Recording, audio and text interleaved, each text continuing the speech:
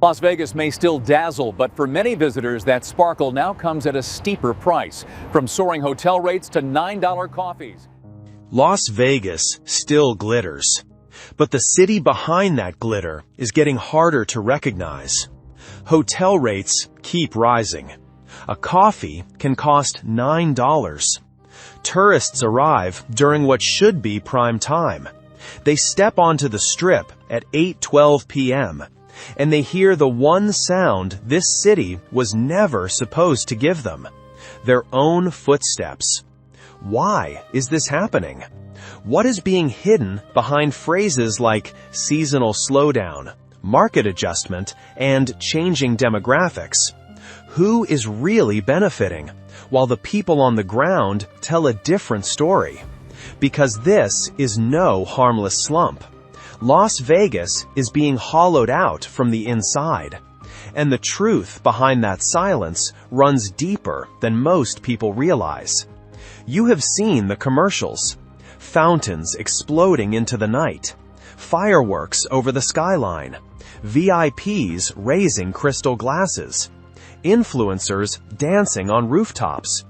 On TikTok, Vegas still looks like the wildest party on earth. Every single night. That is the image. That is the promise. That is the illusion. But the real Strip, the one you actually walk, feels shockingly different now. Earlier this year, I walked from New York, New York to the Wynn. 10 years ago, that stretch felt compressed by energy. Bands outside, crowds spilling into the street, costume performers chasing photo tips, tourists stopping every few feet to take pictures. It felt loud, crowded, overheated, alive. Now, you can move half a block without weaving around anyone. You pass shuttered gift shops, dim hallways, closed kiosks, employees trying to look occupied so their managers do not cut their hours. The energy did not simply fade. Something forced it out. And the tourists who are still there do not look the way Vegas tourists used to look. They do not look amazed. They do not look thrilled. They look tense. They study menus like legal paperwork. They pause before stepping into a bar. They check their banking apps again and again. The old Vegas feeling, that sense that anything could happen, has been replaced by something colder, tighter, far more expensive. That is the real shift. People did not stop going out because they lost interest. They pulled back because they became afraid of the price of every minute outside their room. And that is where the real story begins. People did not stop visiting Las Vegas. They stopped participating in Las Vegas. That is the difference. The flights still land. The hotel towers still fill. But once visitors get here, many of them start pulling back. Why? Because stepping outside a hotel room now feels less like entering a playground and more like signing a financial waiver. A couple comes in for their anniversary after planning the trip for months. They walk into a casual bar on the Strip. They order one cocktail and one beer. The bill is $78. At first, they laugh, because it feels absurd enough to be a mistake. But the server does not look surprised. She gives them the same sympathetic smile. People already know the rules. This is normal now. The same pattern hits families even faster. A room advertised at $89 a night looks manageable on the booking page. Then the real math begins. A $52 resort fee, $30 for parking, a $25 per person venue fee, a $9 convenience charge added without any clear explanation. Before that family has touched a slot machine, ordered a drink, or seen a show, they are already down more than $200. That is the trap. From a distance, Vegas still markets itself as accessible. Up close, Every small decision turns into a $20 decision. A drink, a snack, a bottle of water, a seat, a shortcut, a moment of convenience. Everything carries a price, and tourists feel it immediately. So they retreat. They go back to their rooms. They buy groceries at CVS. They pregame instead of ordering at bars. They skip restaurants. They wait until 1 in the morning to gamble because table limits finally come down. Vegas was never built for that kind of behavior. It was built for wandering, drifting, discovering, spending, because the city made spending feel fun. But once corporate boards began treating every guest like a walking ATM, people responded the only rational way they could. They became cautious, they conserved, they hid. And when enough visitors do that at the same time, the result is exactly what you see on the Strip tonight. Hotels that may be technically full, and streets that still feel strangely dead. There was a time when Las Vegas understood one thing better than almost any city on earth. If you wanted people to spend, you first had to pull them outside. The pirate battle at Treasure Island, the Bellagio fountains, the Mirage volcano, the Rio volcano, the Rio parade in the sky, sidewalk acts, lounge bands, street performers. These were not side attractions. They were infrastructure. They created motion. They drew people onto the sidewalks. They kept them moving between properties. They turned the Strip into one long current of noise, light, and anticipation. Then corporate Vegas looked at those free spectacles and saw inefficiency. If people were standing outside watching a show, then they were not inside gambling. So one by one, the anchors disappeared. No more pirate battle. No more volcano. Fewer cheap lounge acts. Fewer free outdoor moments that made the city feel larger than any one casino. And what replaced them was not energy. It was retail. Luxury storefronts. $30 candle shops. More pharmacies. More chain restaurants. More polished, controlled, revenue-optimized space. But a Sephora cannot generate wonder. A CVS cannot create spectacle. A gift shop selling $19 water bottles cannot make anyone remember why they came. And once the free entertainment disappears, the walking starts to disappear with it. Once the walking disappears, the Strip loses its pulse. The sidewalks thin out. The transitions between resorts feel longer. Even the casinos begin to feel disconnected from one another, like separate boxes instead of one living ecosystem. That is why so many tourists now take Ubers from hotel to hotel instead of drifting down the boulevard the way people used to. Vegas did not simply lose crowds, it dismantled the reasons crowds used to form in the first place. Here is the uncomfortable truth. Vegas did not become empty because it lost customers. Vegas became empty because it pushed them out. Behind the corporate curtain, a philosophy took hold. One executives used to imply quietly, and now carry out in plain sight. Low-value guests do not belong here. And once you know that, you start seeing it everywhere. You see it in the benches that disappeared, in the cheap food courts that closed, in the $25 blackjack minimums, in the $50 craps tables, in paid self-parking, in the death of the value buffet, in restaurants that now seem to require reservations for almost everything. The city that once welcomed backpackers, college kids, retirees, low rollers, and curious first-timers now treats them like obstruction. The message is never stated directly, but it is impossible to miss. Vegas no longer wants everybody. It wants whales, VIPs, high-margin guests, the people who can be monetized fastest and most aggressively. But this is where the strategy starts to collapse under its own logic. There are not enough whales to fill an entire city. Vegas used to work because it understood volume. Thousands of ordinary people filled the sidewalks, The pits, the bars, the coffee lines, the restaurants, the theaters. That mass created heat, it created noise, it created the feeling that something was always happening. Strip out the middle, and even the luxury starts to look exposed. The rich do not want emptiness around them. They want atmosphere. They want energy. They want a crowd to rise above. So now you have empty VIP lounges, quiet gaming pits, half-filled restaurants, and executives calling it market evolution. It is not evolution. It is self-inflicted damage. Vegas did not just alienate the middle class. It demolished the broad base that made the entire pyramid stand. And once that base disappears, the whole city starts to feel lighter, colder, far less alive than its price tag suggests. There was a time when eating in Las Vegas was not just part of the trip.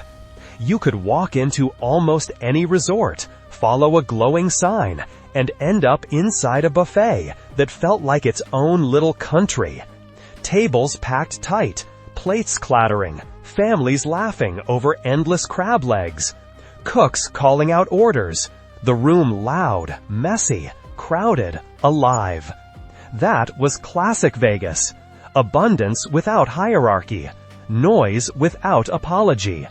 A place where almost anyone could sit down, fill a plate, and feel like they were inside the same city as everyone else. Then, corporate Vegas looked at that chaos and saw waste. Too many employees, too much overhead, too much food, too much time spent by guests who were not spending enough money elsewhere. So the model was pushed aside and replaced by something far easier to control: the modern luxury food hall. Walk into one of these spaces at Resorts World, Area, Paris, or the Cosmopolitan, and the design looks almost flawless. Warm lighting, curated branding, minimalist lines, open ceilings, digital menus glowing like giant tablets, imported noodles from Seoul, gourmet tacos from celebrity chefs, gelato built for Instagram. Everything polished, everything photogenic, everything efficient. But stay there long enough, and the emptiness of the concept begins to show. There is no real clatter, no real chatter, no communal rhythm. You line up at a kiosk, tap a screen, swipe a card, wait for a number, collect a tray, and sit down at a small table that somehow feels both crowded and isolating. People eat quietly. They stare at their phones. They move through the room without mixing. No lingering, no shared excitement. No strangers comparing plates. No overheard stories that make Vegas feel like the crossroads of the world. The old buffets created density, collision, memory. These new spaces create transaction, and the pricing only deepens the withdrawal. A sandwich, a soda, and a small dessert can easily cost a solo traveler $45 to $55 for lunch. A family of 4 can burn through $120 to $150 on burgers and drinks without even trying. Buffets used to soften that blow. One fixed price, predictable, accessible. Now people look at the menu, do the math in silence, and turn around. They go back to the room.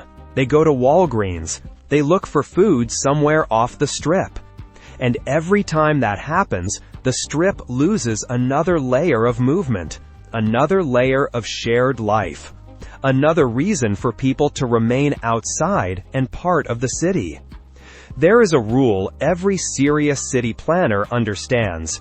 Crowds create safety. Silence creates fear.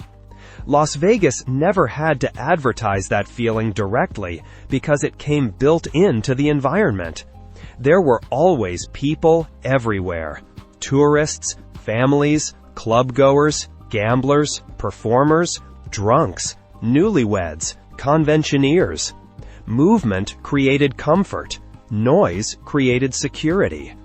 The Strip did not feel safe because it was quiet and controlled. It felt safe because it was alive.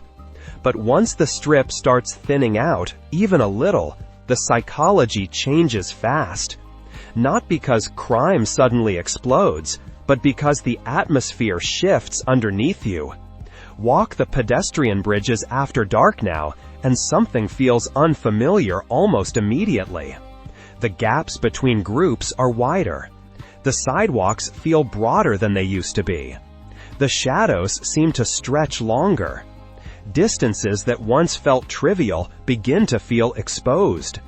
A street performer approaching too quickly. A group standing still in the middle of the path. A dim patch of pavement between resorts. A corner that used to be crowded and now is not. None of that has to be overtly dangerous to change the way people move. That is the real problem. The Strip did not have to become a crime scene to stop feeling comfortable. It only had to become vacant, and people instinctively avoid vacant places. When Vegas was packed wall to wall, the crowd itself acted like a protective layer. Thousands of normal people meant thousands of eyes. Hustlers blended into the mass, and the mass kept the environment balanced. But now, with fewer regular tourists outside, the people most likely to approach you are the ones who feel comfortable stepping into that emptiness. Aggressive promoters, hustlers, intoxicated strangers, people lingering with nowhere else to be and nothing to lose.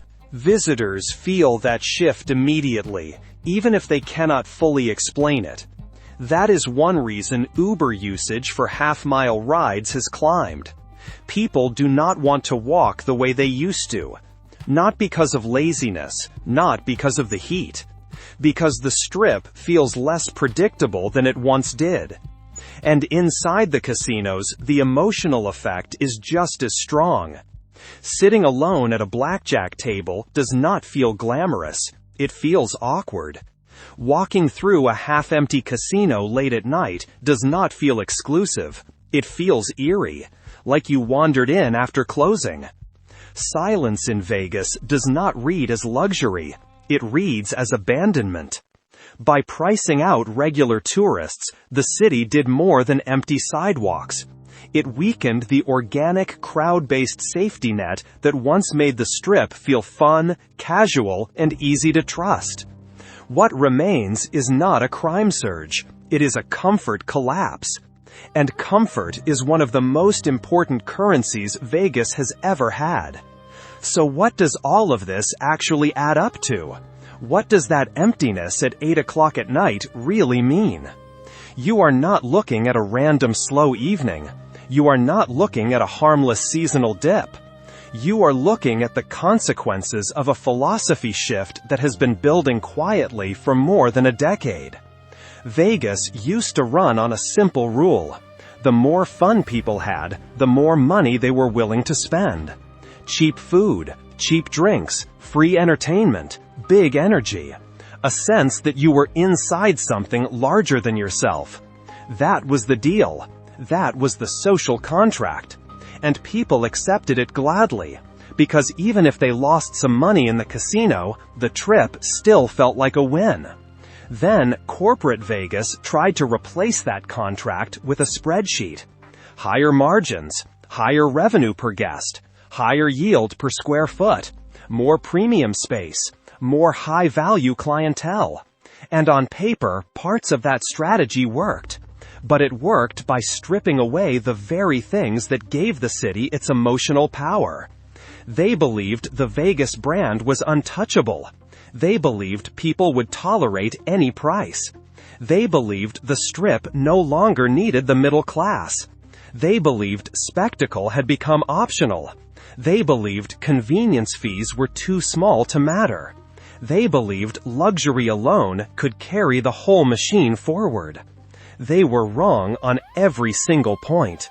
Because you cannot remove affordability, spontaneity, energy, spectacle, freedom, and community, and expect the city to remain exciting. You cannot sacrifice the feeling of Vegas and somehow preserve the profit engine of Vegas. You cannot optimize the soul out of a place and still expect it to breathe. That is the hard truth. Vegas is not struggling because of some external force it could not control. It is struggling because of internal decisions, deliberate ones, made in boardrooms that chased short-term extraction and weakened long-term magic. Instead of a playground, they built a luxury hallway. Instead of a city of fantasy, they built a mall with slot machines. Instead of welcoming everyone, they narrowed the audience until the city itself started to feel empty. And that is why the silence on the Strip no longer feels like a coincidence. It feels like the result.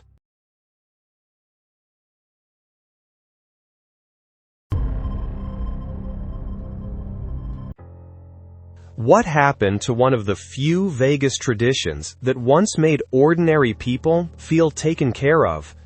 Why is something that used to symbolize generosity now priced like a luxury product? What changed inside a city that once welcomed families with open doors and full plates? And who is really benefiting while a beloved part of Las Vegas culture is quietly being stripped away? This is not a future threat. The damage is already here. Buffet by buffet, closure by closure, price hike by price hike.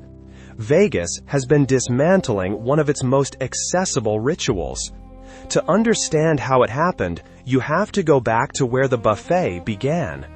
Long before Las Vegas became a landscape of neon lights and billion-dollar resorts, it was a rough desert stop built on ambition and risk. Gambling was legal, entertainment was growing, but casinos faced a simple problem. When the shows ended late at night and the restaurants shut down, hungry gamblers started walking out the door to find food somewhere else. So early casino operators came up with a practical solution: feed them cheaply, and they will stay longer. Buffets were never created to impress anyone. They were built to keep players inside the building. A few cold cuts, a couple of hot trays, and an unspoken message hanging over the room. Eat as much as you want, as long as you keep gambling. It worked even better than expected. Very quickly, casinos understood that the buffet was not just food. It was a promise. A promise that even the little guy, the bus driver, the electrician, the school teacher, could walk in and feel like a high roller for one night. As the 60s, 70s, and 80s rolled in, Vegas buffets entered their golden age. What began as a practical late-night fix turned into something much bigger. Midnight snacks became full-scale spreads. Prices were absurdly cheap. Lines stretched around corners. And casinos did not mind losing money on the food because they already understood the real math. Whatever they gave back at the buffet, they would make up for on the casino floor many times over. That was the old Vegas bargain. Come inside, sit down, eat well. We will take care of you. And people believed it because for a long time it was true. What made those buffets unforgettable was not the quality of the food. It was the feeling around them. A father stacking slices of roast beef onto his plate. A mother reaching for shrimp cocktail. Vacationers relaxing. Locals celebrating birthdays, holidays, and Sunday dinners. The buffet was not just where people ate. It was where they gathered. It was community, served on a warm plate. By the early 1990s, the buffet had entered a new phase. Casinos realized it could be more than a cheap attraction. It could become spectacle. Across Las Vegas, properties began launching giant super buffets built to outshine one another. Almost overnight, the buffet stopped being just a meal and became an event. There were hundreds of dishes, stations inspired by different parts of the world.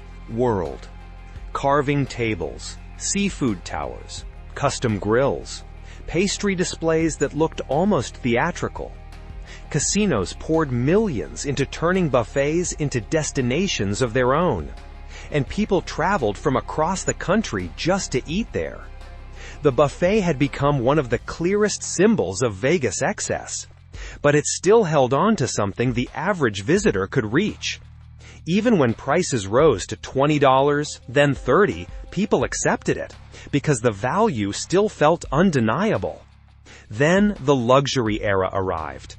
Casinos stopped competing only on quantity and began competing on quality. Prime rib carved to order, omelets made fresh right in front of you, sushi counters, French pastries, ice sculptures, live cooking stations. Buffets were no longer just loss leaders, they were bragging rights. This was the height of the Vegas buffet, the peak. And no one understood it at the time, but it would never be better than this. Then, corporate Vegas started to smell opportunity. As casinos grew into billion-dollar corporations, the philosophy changed. The old question had been, how do we take care of our guests? The new question was colder. How much more can we extract from them? Executives began to challenge the old logic behind the buffet. Why keep offering cheap food when premium prices could produce stronger margins? And slowly, almost quietly, the entire system began to shift. Prices moved upward. Lines grew longer. Menus became smaller. Local buffets were cut back, downsized, or erased altogether. Then 2020 arrived, and the balance broke in an instant. The global shutdown gave casinos the perfect cover to do what many had already wanted for years: end the buffet model. What was presented as a temporary closure soon became permanent for dozens of beloved buffet locations. Casinos pointed to health protocols, staffing shortages, and food waste. But the underlying truth was more direct than that. Buffets do not generate the kind of profit that food halls do. Upscale restaurants do. $20 sandwiches do. The buffet had always been an investment in loyalty, and corporate Vegas no longer valued loyalty the way it once did. Before 2020, Las Vegas had more than 70 buffets. Today, barely a dozen remain. The numbers tell one part of the story. The emotional damage tells the rest. Locals lost familiar gathering places. Visitors lost affordable meals. Families lost one of the last spaces where everyone could sit together without anxiety over the bill. And what took their place was not something warmer or better. It was trendy food halls, boutique vendors, artisanal branding, and strip pricing. In other words, a more expensive system designed to look modern while asking people to pay more for less. As buffet after buffet disappeared, something subtle but deeply damaging began to take hold. The few that remained started raising prices. Not slowly, not carefully, almost overnight. The same buffets that once pulled people in with $7.99 all-you-can-eat signs, suddenly charging $49.99, $59.99, even $79.99 for dinner. At first, many people tried to explain it away. Everything costs more now. This is Vegas. You are paying for the experience. It is still cheaper than ordering several entrees at a restaurant. But the increases did not stop. The prices moved up again. Then again. Then again. Before long, an ordinary dinner buffet cost as much as a steakhouse. And for families, the numbers became impossible to ignore. A family of 4 can easily spend $300 to $500 at some buffets before drinks, tax, or tip. That exposes something uncomfortable about what Vegas has become. The buffet used to be the great equalizer. Now it functions like a dividing line, separating the people who can still afford to eat well from the people who cannot. What made it worse was that the higher price did not necessarily bring higher quality. Many buffets reduced seafood nights, carving stations, fresh omelets, or premium desserts, while still charging more.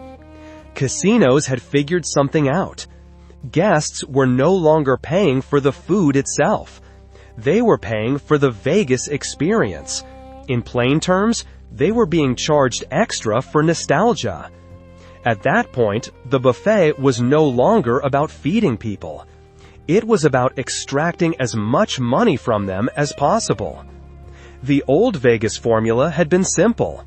Give people value, and they will come back. That formula died. In its place came a harder logic. Charge whatever the market will tolerate.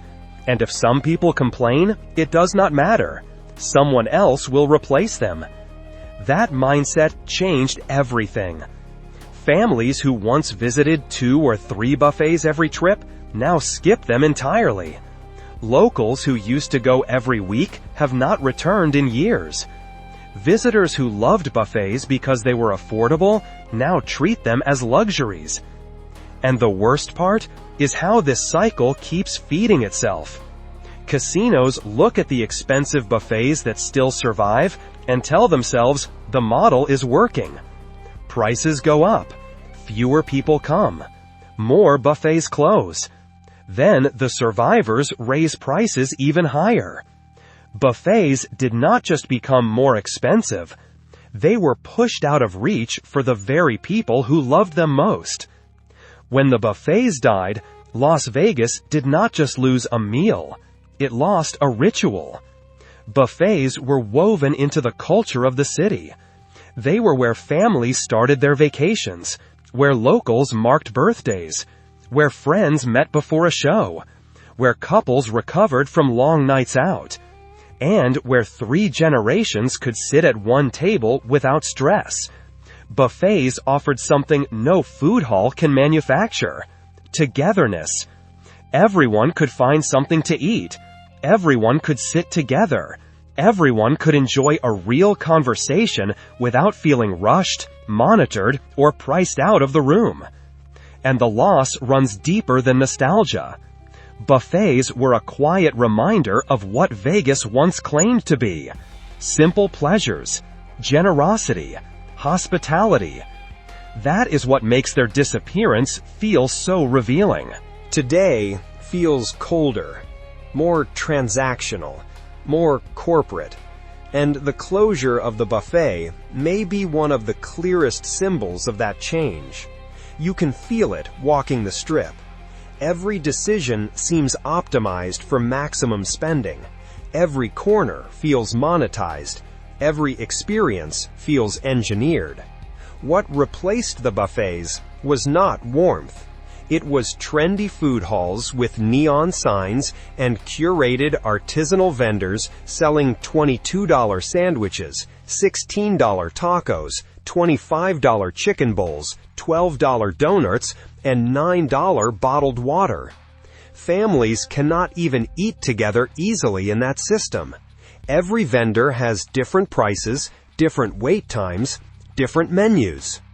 And there is no guarantee there will be enough seating at all. The ritual is gone.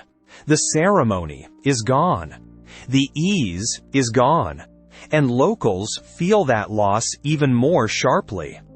For decades, buffets were their Sunday tradition, a place where grandparents, parents, children, and cousins could gather without needing reservations or spending heavily. Those memories are not being passed down in the same way anymore. That is the real tragedy. Vegas did not just lose buffets, it lost part of the heart that made those buffets matter in the first place. They survived for so long not because the food was cheap, but because they represented a city that still seemed willing to welcome everyone, not only the wealthy. Today, that promise feels like it is fading. Even now, with the buffet landscape almost unrecognizable compared with what it was 20 years ago, a handful of survivors still carry the torch. These are the places that have not fully abandoned the values that once made Las Vegas famous. They are not glamorous. They are not built for flashy ad campaigns. They are not the kind of places that get recycled through influencer TikToks under ring lights with royalty-free music in the background. But they still offer something that has become rare in this city: authenticity. Some off-strip casinos kept prices reasonable on purpose. They understand exactly who their customers are. Not whales, not elite tourists.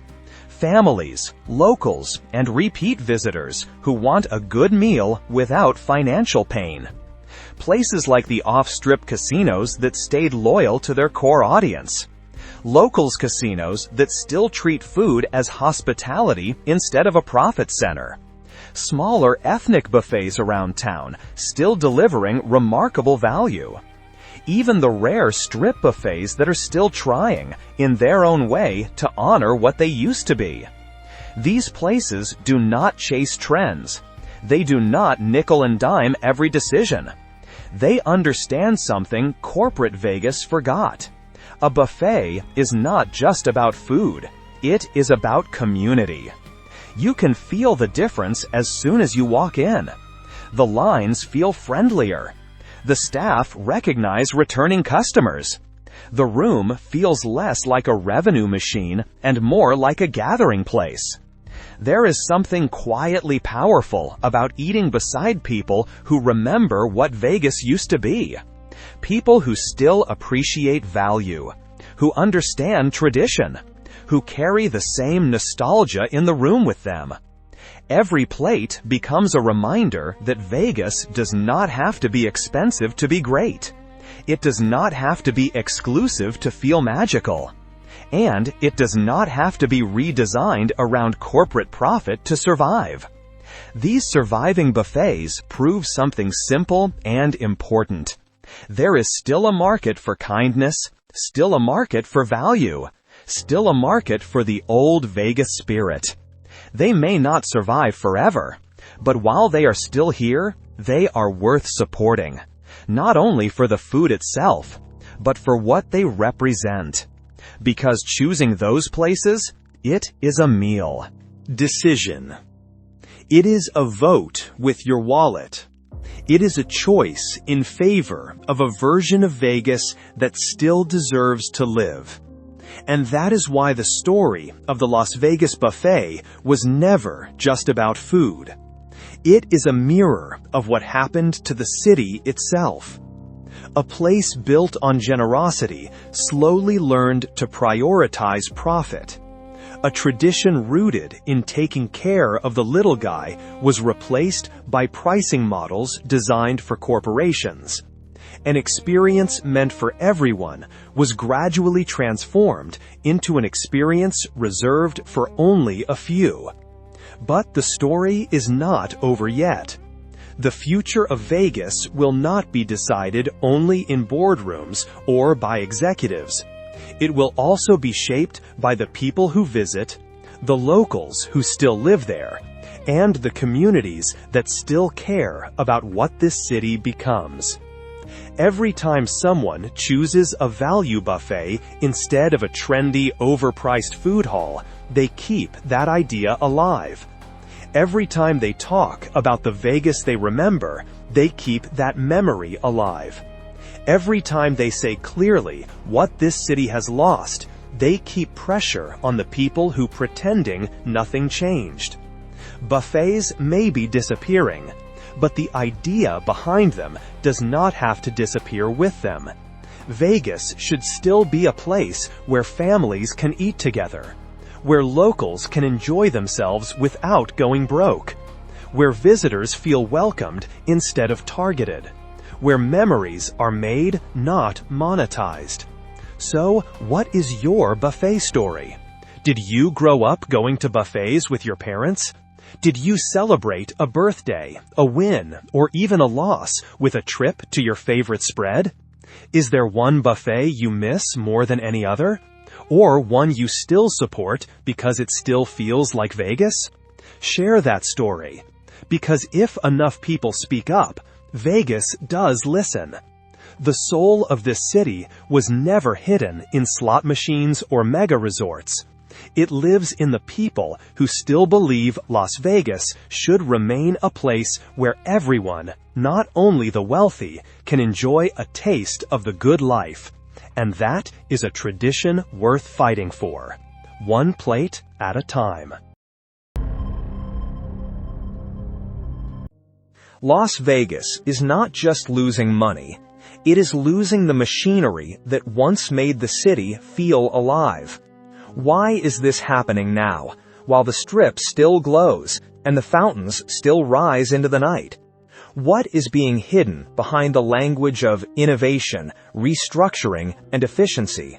Who is really benefiting while jobs disappear, service erodes, and the people who built this city are pushed aside?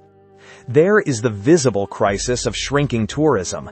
Then there is the quieter one, more dangerous because it is harder to see. The slow removal of human experience from a city that once sold human attention as luxury. This is no longer a warning. It is already in motion. And to understand how far it goes, you have to follow the system all the way inside.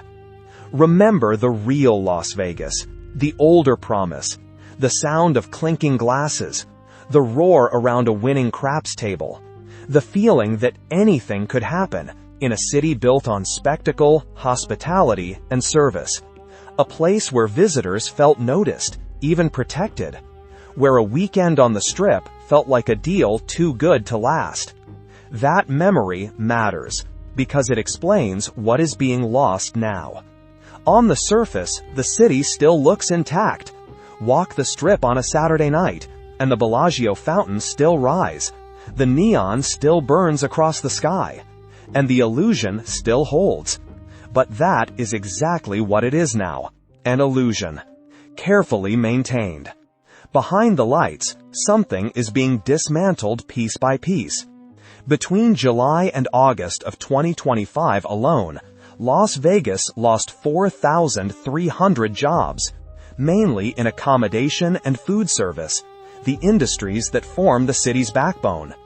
And that number forces a much larger question.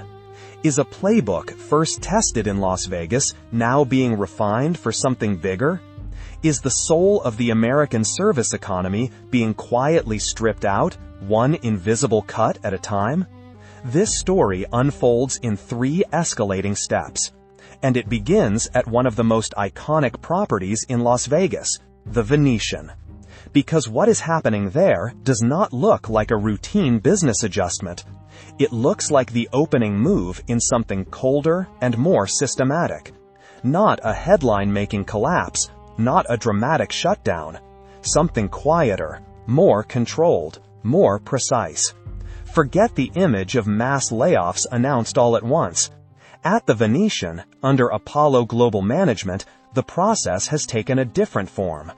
Apollo, already known for aggressive cost-cutting, has been reducing staff in small, deliberate waves since the summer of 2025. In September 2025, the number was fewer than 50 employees. And that matters.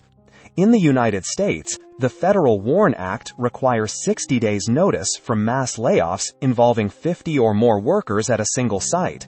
Stay below that line, and a company avoids not only legal requirements, but also a larger public reaction. The result is a purge in slow motion. Quiet enough to stay out of the national spotlight. Precise enough to reshape the property without triggering the full weight of scrutiny. This was not the first round. A similar cut in late 2024 targeted about 50 managers. Publicly, the Venetian described it as thoughtful restructuring, an internal reorganization meant to streamline the organizational structure, reduce layers, improve agility, and strengthen the connection between senior leadership and frontline employees. That is the language corporations use when they want damage to sound surgical instead of brutal. But behind that language sits a colder truth. The people being cut are not random. They are the invisible spine of the resort. Non-union, mid to senior level managers with a decade or more of experience. The people who knew how to make a large machine feel personal.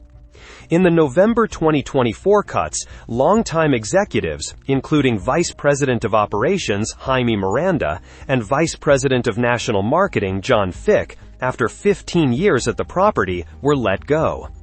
One manager, speaking anonymously, said the quiet part out loud. Their experience had become a liability. They knew regulars by name.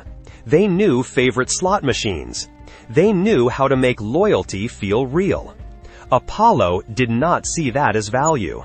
Apollo saw salary. And this is not isolated to one property.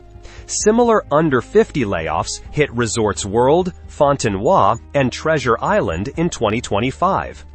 All against the backdrop of a steep tourism slump.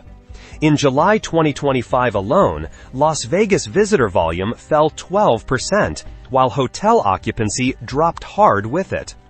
What remains is a city hollowing out its middle, keeping the senior layer at the top and the frontline layer at the bottom, while removing the experienced operational brain in between. The people who made the illusion of luxury actually work are being cut away first. But removing the brain of a resort is only one stage of the transformation. The next question is even more disturbing. How do you keep a palace running after cutting away the people who understand how it really works? The answer is the second step of the playbook. Replace the humans. What is happening at the Venetian is part of a broader shift moving across the Strip with remarkable speed. This is not random experimentation. It is a systematic transfer of service from people to screens. At MGM Resorts, the company now openly reports that 35% of all guest check-ins are handled by phone, while AI and other front-end technologies manage an estimated 80% of initial customer interactions, reducing the need for front desk staff. What once required a person now begins with a device. Resorts World has moved aggressively in the same direction. Mobile check-in adoption there climbed from roughly 10 to 15% to more than 44%. It also became the first resort on the Strip to widely roll out room keys through Apple Wallet, removing the need for physical key cards for many guests. Fontenoy was built around this model from the beginning. Its app covers mobile check-in and check-out, digital room keys, restaurant reservation, and even conversations with a digital concierge. All of it serves the same purpose. Fewer employees at the desk. Fewer human touchpoints. Fewer labor costs. This is presented as convenience, modernization, frictionless hospitality. But convenience is not the real story. It is the public-facing explanation for a deeper restructuring. One visitor on a popular Las Vegas Reddit forum described the experience with brutal clarity. They waited 20 minutes to ask a simple question about showtimes and could not find a single human employee. They were pointed to a QR code instead. It felt, in their words, like the resort was actively avoiding them. That feeling matters, because it captures the emotional shift underneath the technology. Fewer staffed desks, QR codes instead of conversation, automated systems taking over work once done by concierge. None of these changes look catastrophic by themselves, but together they reveal a city making a deliberate choice. Las Vegas, a place built on visible service and personal attention, is steadily removing the people from the experience. That is how 4,300 jobs can disappear between July and August of 2025 without a single dramatic collapse. Not through one explosion, but through hundreds of quiet subtractions. One position here, one function there. One human interaction redirected into an app. It is death by accumulation, 1,000 small cuts that erode the foundation without ever producing a single moment shocking enough to stop the process. And that leads to the final and most punishing step. Because this transformation is not only happening to employees, it is happening to the customer too. Why does the city still look vibrant while the system underneath it weakens? Because the first step of the playbook is to squeeze the visitor until the model breaks. And that squeeze rests on three connected pressures. The first is labor cost. Powerful unions, such as Culinary 226, secured historic wage gains for frontline workers in 2024 and 2025 contracts, with some agreements delivering raises of more than 30% over 5 years. Those raises were necessary, but from the corporate side, one response has been clear: offset those gains by eliminating the salaries of non-union managers, setting one group of employees against another. That strategy becomes visible in targeted cuts like the fewer than 50 layoffs at the Venetian in September 2025. It is also visible in the broader labor picture. Between July and August 2025, the hospitality sector lost 4,300 jobs, a 0.4% drop made up largely of supervisors and managers. During a period of stagnant hiring, the second pressure is technology itself. Automation becomes the weapon used to absorb the rising cost of labor. Every self-check-in kiosk at MGM, every digital key at Resorts World, every app-based concierge at Fontenay. Each one removes another human role from the chain and converts service into a cost-saving system. Then comes the third pressure, the most complicated and the most dangerous: the tourist. Because when prices rise, service thins out and human contact disappears, the customer is no longer being welcomed.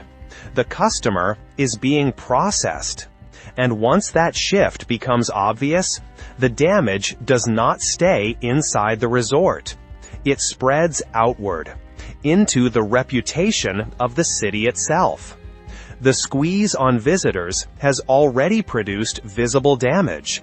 From January to June of 2025, Las Vegas saw 7.3% fewer tourists than during the same period a year earlier. Then, the summer collapse deepened. Visitor volume fell 11.3% in June and another 12% in July. By the end of the first half of the year, the city had welcomed nearly 1 million fewer visitors than it had during the same stretch of 2024. The decline has been especially sharp among international travelers, one of the most valuable sources of revenue for the city. Some Canadian airlines reported passenger drops of more than 60%. The reasons are layered, but connected: higher costs, fears tied to tariffs, immigration policies affecting travelers. Even road traffic from California on Interstate 15 fell 4.3% in June. The warning signs were everywhere. Under normal market logic, fewer visitors should have forced prices down. But Las Vegas moved in the opposite direction. Even with hotel occupancy down 15% in June, the average room rate climbed above $163. The city kept charging more while giving people less. That is where frustration becomes rupture. One Canadian tourist described budgeting for the room, food, and shows, but not for $250 in resort fees and parking. The final verdict was simple. It felt like a shakedown. Never again. That phrase matters because it captures the real cost of the strategy. A lost customer is not just a bad review. It is the permanent erosion of trust. high costs push visitors away, and then their absence is used to justify cutting the very services that once made Las Vegas worth the price. That is the loop. And inside corporate spreadsheets, it can still be made to look rational. On the ground, the picture is harsher. During the pandemic, workers could at least tell themselves the instability was temporary. Now, the instability looks structural. Union reports describe slashed hours, hiring freezes, and tip reductions of up to 50% in some sectors. For tipped workers, the crisis is not abstract. It is immediate. Some report going weeks without a single shift. Push down seniority lists as quieter cuts reshape the workforce around them. One server waited 3.5 hours for a shift. Half weeks for a shift after coworkers were let go. That same instability has appeared across the Strip. Fontenay laid off more than 60 dealers in May. Resorts World cut more than 50 employees. All of this unfolded while the city recorded a 7.8% visitor decline in March 2025, and nearly a 5% drop in gaming revenue. The cuts are not random, they are targeted. MGM eliminated in-person concierge roles at 6 major Strip properties, removing 19 jobs in one move, and shifting 80% of guest interactions to apps. And with that decision, an entire tip ecosystem began to collapse. Bartenders, valets, and bellhops once benefited from concierge recommendations. Remove the concierge, and the damage spreads far beyond a single department.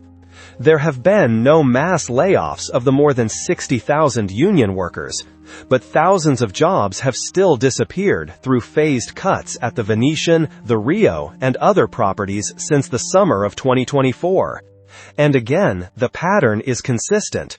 The targets are experienced, non-union, mid-level managers. People with 10 to 15 years of institutional knowledge. People whose skill was knowing how to make a guest feel recognized inside a system designed to feel overwhelming. That is why this story is larger than employment statistics. It is about the death of hospitality as a lived experience. One front desk supervisor, dismissed after a decade, described the job in the simplest possible terms. Solving problems, a lost reservation, a family emergency, turning a disaster into a memory worth keeping. A kiosk cannot do that. It can only return an error message. The old Las Vegas promise was that people came here to feel special. The new model treats that relationship as a cost center. Workers describe being pushed into scripted upsells instead of genuine hosting. One longtime bartender said the job used to be about making guests feel at home. Now it is about following a sales script to maximize drink orders. Not a host anymore, a salesperson. That single change says more than any corporate memo ever could. And this is where the two futures of Las Vegas come into focus. In the corporate version, none of this is decline. It is modernization. Vegas 2.0, a leaner, more tech-driven city built for the 21st century. Digital keys, app-based service, automated interactions. Not greed, they would say, evolution. But from the perspective of workers and guests, the same model looks like betrayal. A polished but hollow system, where efficiency replaces care, algorithms replace relationships, and profit slowly erases the human core of the experience. The Venetian, alongside MGM, Resorts World, and Fontenay, has placed its bet on efficiency. But that bet will be tested in moments no spreadsheet can measure. When a guest gets lost and cannot find a human being for help. When a loyal player comes back and realizes nobody remembers their name. And when a family checks out feeling processed instead of welcomed. In the end, This is not only a story about Las Vegas. It is a question about the future of service itself. Is Vegas 2.0 the next stage of American hospitality? Or is it a Trojan horse, carrying a system that keeps the lights on while stripping away the human connection that made the whole illusion work in the first place?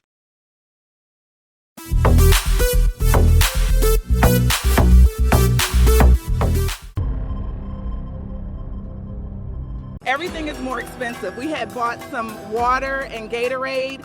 Just one each last night was almost $25. Las Vegas is not just getting more expensive. Something deeper is breaking underneath the lights. Why are longtime visitors now saying they may never come back? What changed inside a city that once made people feel welcome, excited, even lucky just to be there?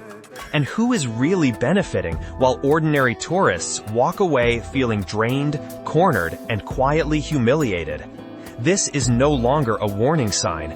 The damage is already visible. Prices are rising, trust is collapsing, and the people who built Vegas into a tourism empire are starting to turn their backs on it. To understand why, you have to follow the pattern all the way to the source. Everything is more expensive. One tourist said they bought some water and a Gatorade, just one of each, and the total for that single stop was almost $25. Las Vegas has always been a city where people expect to spend money. That was part of the deal. You came for the lights, the spectacle, the atmosphere, the illusion of escape, the feeling that for a few days reality could be suspended. Nobody ever expected a Vegas trip to be cheap. But what is happening now is different. Bigger, more dangerous for the city than many executives want to admit. Because the phrase now being heard more and more often is the one Las Vegas was never supposed to hear from the people who kept it alive for decades. We are never coming back. And this is not coming from reckless tourists who failed to budget. It is not coming from people who had one isolated bad experience. It is coming from everyday Americans, families, couples, retired visitors, repeat guests who knew what Las Vegas used to feel like and now barely recognize what it has become. What pushed them to this point was not just the prices, even though the prices are now extreme. It was the feeling behind them. The feeling that Vegas is no longer simply charging more. It is taking advantage. That is what makes the damage so serious. A $25 bottle of water is not just overpriced. It feels hostile. A $12 coffee is not just expensive. It feels insulting. A $17 beer does not just feel excessive.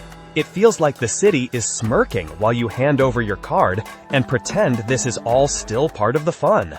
And once a tourist begins to feel disrespected instead of welcomed, used instead of valued, the relationship starts to break. Tourism does not survive on scenery alone. It survives on emotional value. People go back to places that make them feel good about spending their money. They return to places that make the cost feel worth it. And right now, Las Vegas is making more and more people feel used. Nothing exposed that more clearly than the moment MGM CEO Bill Hornbuckle admitted the company had gone too far. On a call with analysts, he said, "When we think about pricing and things that got everyone's attention, whether it was the infamous bottle of water or a Starbucks coffee at Excalibur that cost $12, shame on us." That was not rumor. That was fact. Not online speculation. That was the top executive of one of the biggest casino operators in the city, admitting, in plain language, that the pricing had crossed a line.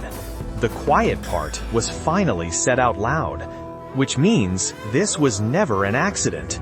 It was a strategy, and now that strategy is starting to explode in the faces of the companies that pushed it. The tourists in that interview were not rare exceptions. They represented a growing wave of visitors who feel betrayed by a city they once loved. Las Vegas did not just raise prices. Las Vegas finally went too far. Michael Davenport and his friends were visiting from Nebraska.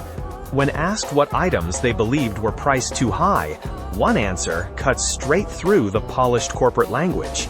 He said he paid $15 to $17 for a 16-ounce can of Budweiser.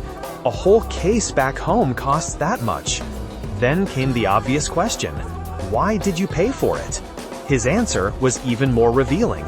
Because I had to. You are here. You want to have a good time. And that is the real story. Not just the beer, not just the price, the pressure underneath it. The sense that once you arrive in Las Vegas, the city assumes you will tolerate almost anything because you already came, already committed, already paid to be there, and now you are expected to keep paying if you want the experience you were promised. That is where frustration turns into distrust. That is where a tourism city begins to rot from the inside. To understand why so many tourists are now walking away from Las Vegas, you have to understand the old Vegas formula, the unwritten agreement that defined this city for decades.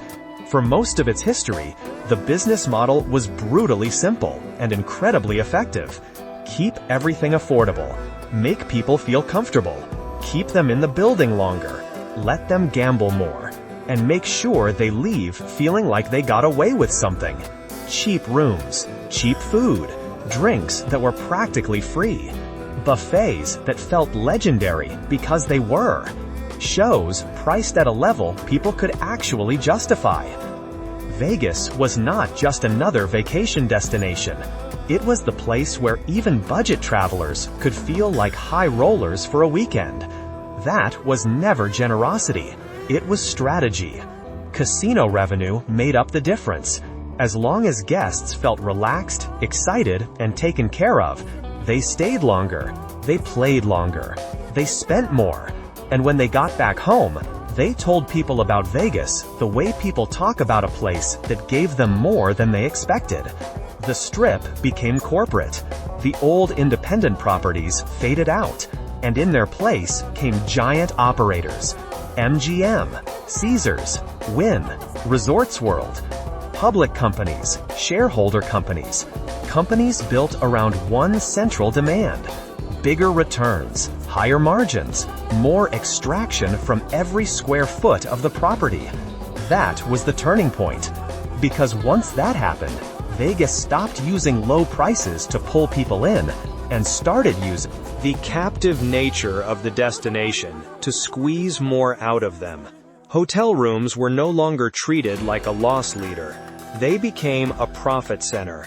Cheap buffets gave way to celebrity chef restaurants, charging $70 a person. Complimentary drinks gave way to cocktails priced at $20 to $30, while bartenders were monitored through digital systems designed to shut down free pours. Rewards programs got tighter. Comps got weaker. Perks were cut back. Thresholds went up. And the result was not subtle. Vegas became more expensive than New York, more expensive than Miami, more expensive than Chicago, even more expensive than some international destinations. But the most damaging part was not the price increase by itself. It was the trade the city made. Prices climbed while the experience began to erode. Longer lines, slower service, smaller rooms, fees in every direction. Resort fees that in many cases now exceed the cost of the room itself. Parking, once one of the clearest symbols of classic Vegas hospitality, free, easy, expected, now costing more than a meal. And that is why the Nebraska visitors mattered. They were not just complaining about a $17 Budweiser. They were exposing the emotional fracture underneath the transaction. Why did you pay for it? Because I had to. That answer says everything. You are already here. You already spent the money to arrive. You want to enjoy yourself. You do not want to ruin the trip over one overpriced drink. And Vegas knows that. That is the point where pricing stops feeling premium and starts feeling coercive. That is the crack in the relationship. The city no longer feels like it is welcoming guests in. It feels like it is cornering them once they arrive. And the moment a tourism city starts depending on that feeling, the illusion begins to die. The old formula was built on value. This new one is built on pressure.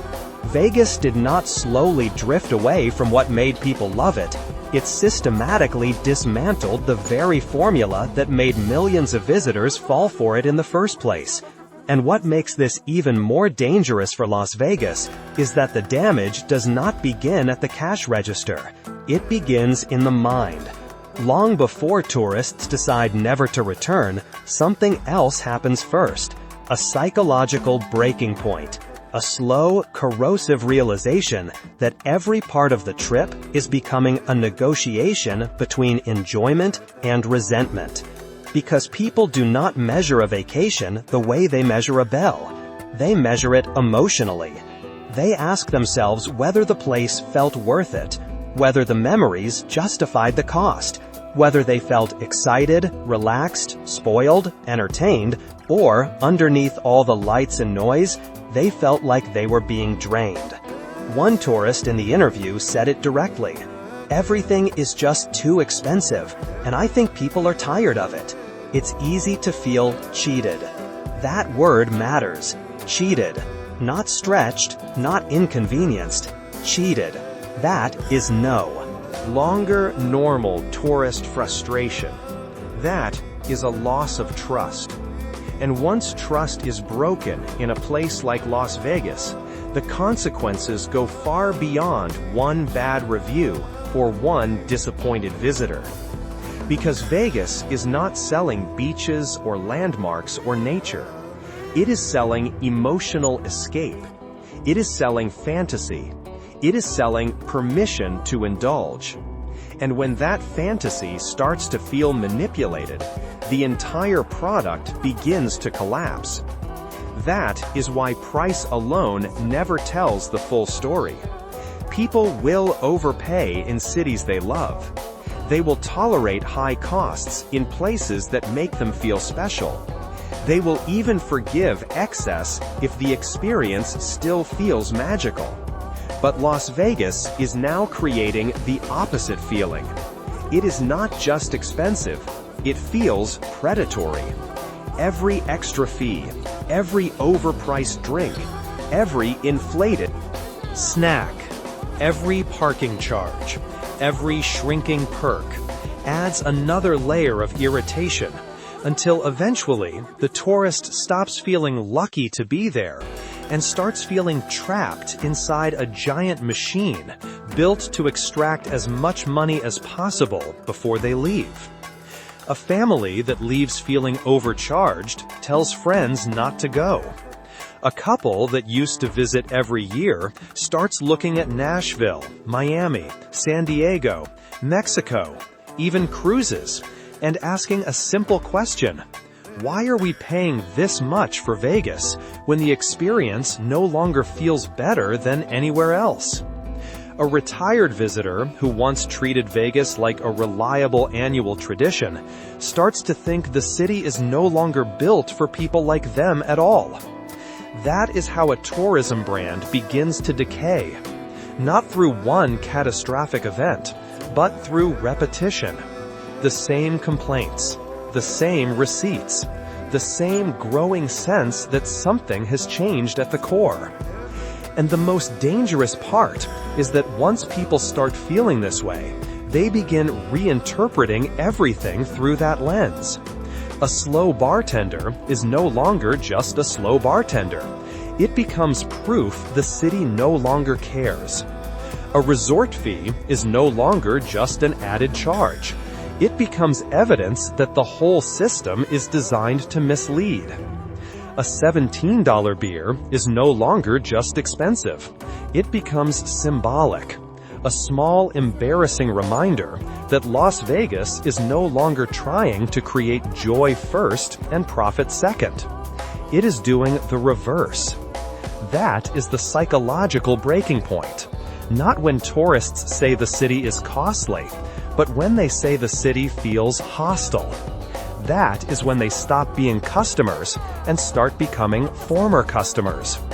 And once enough people cross that line, the problem is no longer public relations. It becomes structural. Las Vegas spent decades building itself into a place people could not wait to come back to. Now, more and more people are leaving with a different thought. Maybe once was enough. Maybe the city that promised escape has become the very thing they want to escape from. And while Las Vegas executives may still hope international tourism can help soften the damage, the deeper problem is much harder to hide. The city is losing the American middle. And that is not a side issue. That is the foundation of the entire machine. For decades, domestic travelers were the core of Las Vegas. Not just wealthy gamblers, not just convention guests. Ordinary Americans drove in from California, flew in from the Midwest, came in couples, came in groups, came for birthdays, bachelor parties, anniversaries, quick weekend escapes, football weekends, family stopovers, and affordable entertainment. They were not all chasing luxury. Many were chasing the old Vegas promise, a place where the atmosphere felt larger than life, but the cost still felt manageable enough to justify coming back again and again. That repeat visitor mattered more than almost anything else, because Las Vegas was never built only on one-time travelers. It was built on habitual Travelers, people who returned every year, sometimes twice a year.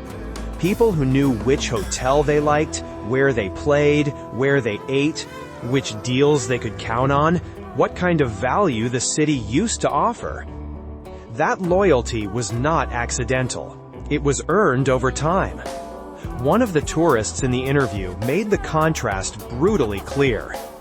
He said they now go to Europe because the hotels, food, and beer are cheaper there. Think about how extraordinary that comparison is. Las Vegas, once marketed as the ultimate domestic escape for Americans, is now being compared unfavorably to transatlantic travel. That is not a small pricing problem. That is a total collapse in perceived value. And the implications are severe. Because if middle-income Americans begin to conclude that Vegas is no longer a smart use of their money, they do not just spend less, they disappear. They redirect their trips. They build new habits elsewhere. And once people find another destination that feels more enjoyable, more respectful, and less financially punishing, winning them back becomes far harder than keeping them in the first place. That is the danger of this moment. Las Vegas is not just testing the limits of what tourists will pay. It is testing the limits of their loyalty. And loyalty is much more fragile than revenue models assume. International visitors may still come. Convention traffic may still help. High-end travelers may still spend. But that does not automatically replace the emotional and economic role that regular American visitors played for generations. Those visitors filled the rooms on ordinary weekends. They kept restaurants busy. They fed the slot floors. They came back often enough to stabilize the city between major events and premium travel spikes. They were not glamorous on paper, but they were essential in practice. And when a city begins pricing out the people who once sustained it, the damage spreads in ways that do not show up immediately in headline revenue. At first, the numbers may still look strong enough. Premium customers spend more. Room rates remain elevated.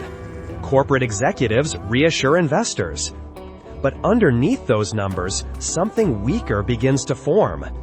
The visitor base becomes narrower, more fragile, more dependent on fewer categories of guest, more exposed to downturns, shifts in travel behavior, and changes in consumer sentiment.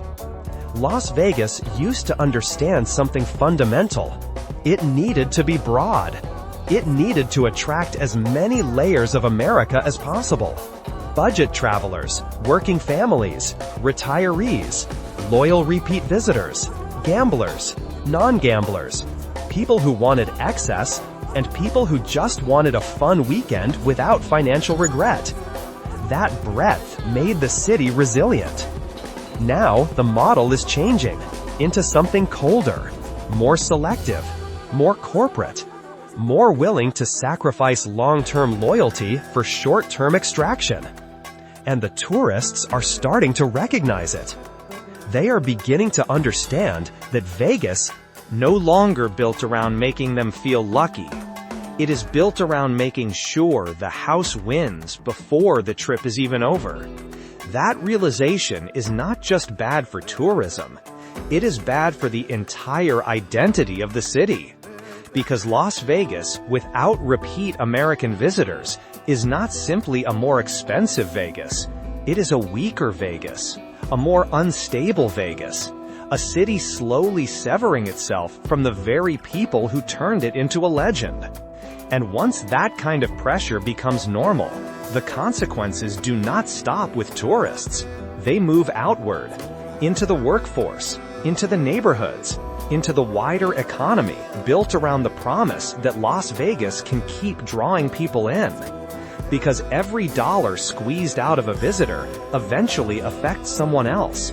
The bartender serving the overpriced beer, the housekeeper cleaning rooms that guests are beginning to book less often, the dealer standing on a casino floor that may still look busy, but no longer feels anchored by the same kind of returning customer, the valet, the restaurant server, the rideshare driver, the gift shop employee, the maintenance worker. Entire layers of the local economy depend on the city remaining attractive enough, affordable enough, and emotionally rewarding enough for people to keep coming back. That is the part corporate pricing strategies rarely show in their clean quarterly presentations. They show revenue, they show margins, they show average daily room rates, spending per guest, and stronger premium positioning. But they do not show the cumulative damage caused when visitors begin to feel they are being harvested rather than hosted. A tourist who skips the next trip means fewer restaurant tabs, fewer tips, fewer hours, fewer filled seats, fewer cabs, fewer impulse purchases, fewer drinks, fewer slot sessions, fewer paid upgrades, fewer small transactions that, taken together, keep thousands of workers afloat. Las Vegas does not run on billion-dollar headlines alone. It runs on volume. It runs on repetition. It runs on people saying yes one more time, one more dinner, one more show, one more weekend, one more trip next year. And that is why this issue is bigger than complaints about expensive water or beer. Those prices are only the visible surface of a much deeper economic distortion. Las Vegas is trying to pull more money from each visitor while risking the broader ecosystem that depends on visitors feeling good enough to return. That is not just aggressive pricing, it is a dangerous trade. Short-term extraction in exchange for long-term stability. The city has seen versions of this pattern before. Every tourism economy is vulnerable when it becomes too dependent on maximizing returns from a shrinking pool of people willing to tolerate the pressure. At first, the strategy looks efficient. Fewer guests, more money per guest, stronger margins.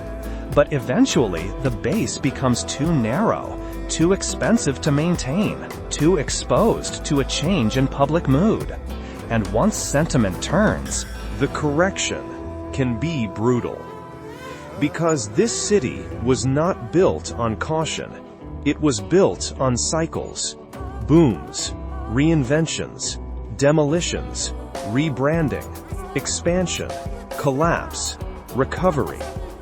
And every time the city pushed too hard in one direction, something gave way underneath. The skyline changed. The labor force shifted. The social damage widened. The illusion was rebuilt. but never without cost. Now, that same pressure is building again, not through one dramatic implosion, but through accumulation.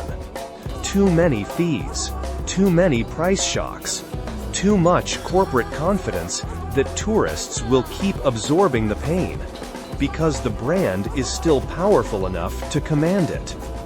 And the truth spreading now is not subtle.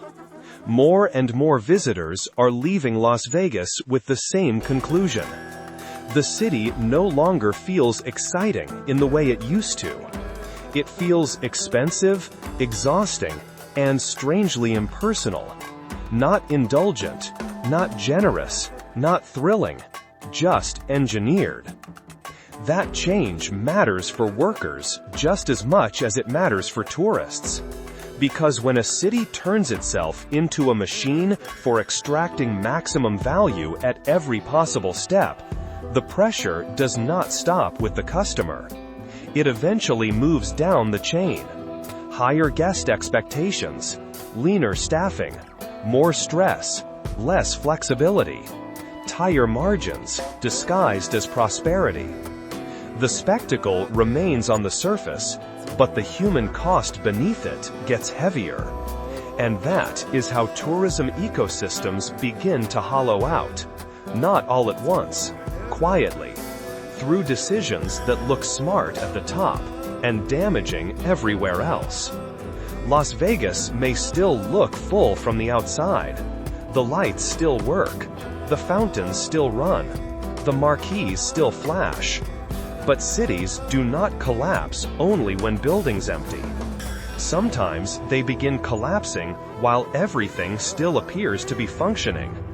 The damage starts underneath, in trust, in loyalty, in affordability, in labor pressure, in the widening distance between what the city promises and what it actually delivers.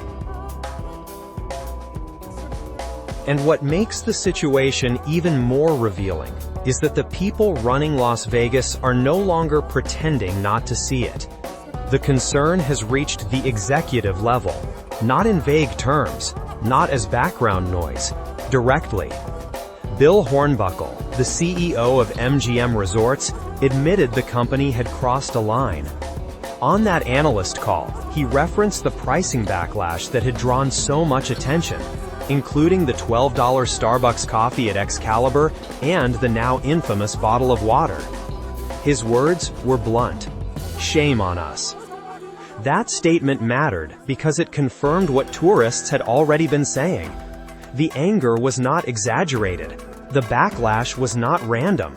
The pricing had become so aggressive, so visible, that even one of the most powerful executives on the Strip had to publicly acknowledge the damage. Large corporations rarely apologize unless the problem is becoming too costly to ignore. They do not step back because of morality alone. They step back when public anger starts threatening brand value, customer retention, future bookings, investor confidence, or all of it at once. That is what makes this moment so important. The pricing strategy did not suddenly become wrong when tourists complained. It became dangerous when enough people started noticing, talking, comparing, and reconsidering whether Las Vegas was still worth the trip. And it suggests something deeper. The city may still be making money, but parts of the industry are beginning to understand that they may be damaging the long-term health of the destination itself. That is the contradiction now sitting at the center of modern Las Vegas. The same pricing strategy that boosts short-term returns may also be eroding the emotional foundations that made those returns possible in the first place. Because destinations like Las Vegas do not survive on transactions alone. They survive on ritual, on return visits, on word of mouth, on nostalgia, on the promise that no matter how much the city changes, it will still deliver something emotionally recognizable to the people who keep choosing it. Once that emotional continuity breaks, the danger becomes much larger than one bad quarter. It becomes existential. Not that tourists are spending less today, but that they are rethinking Vegas altogether.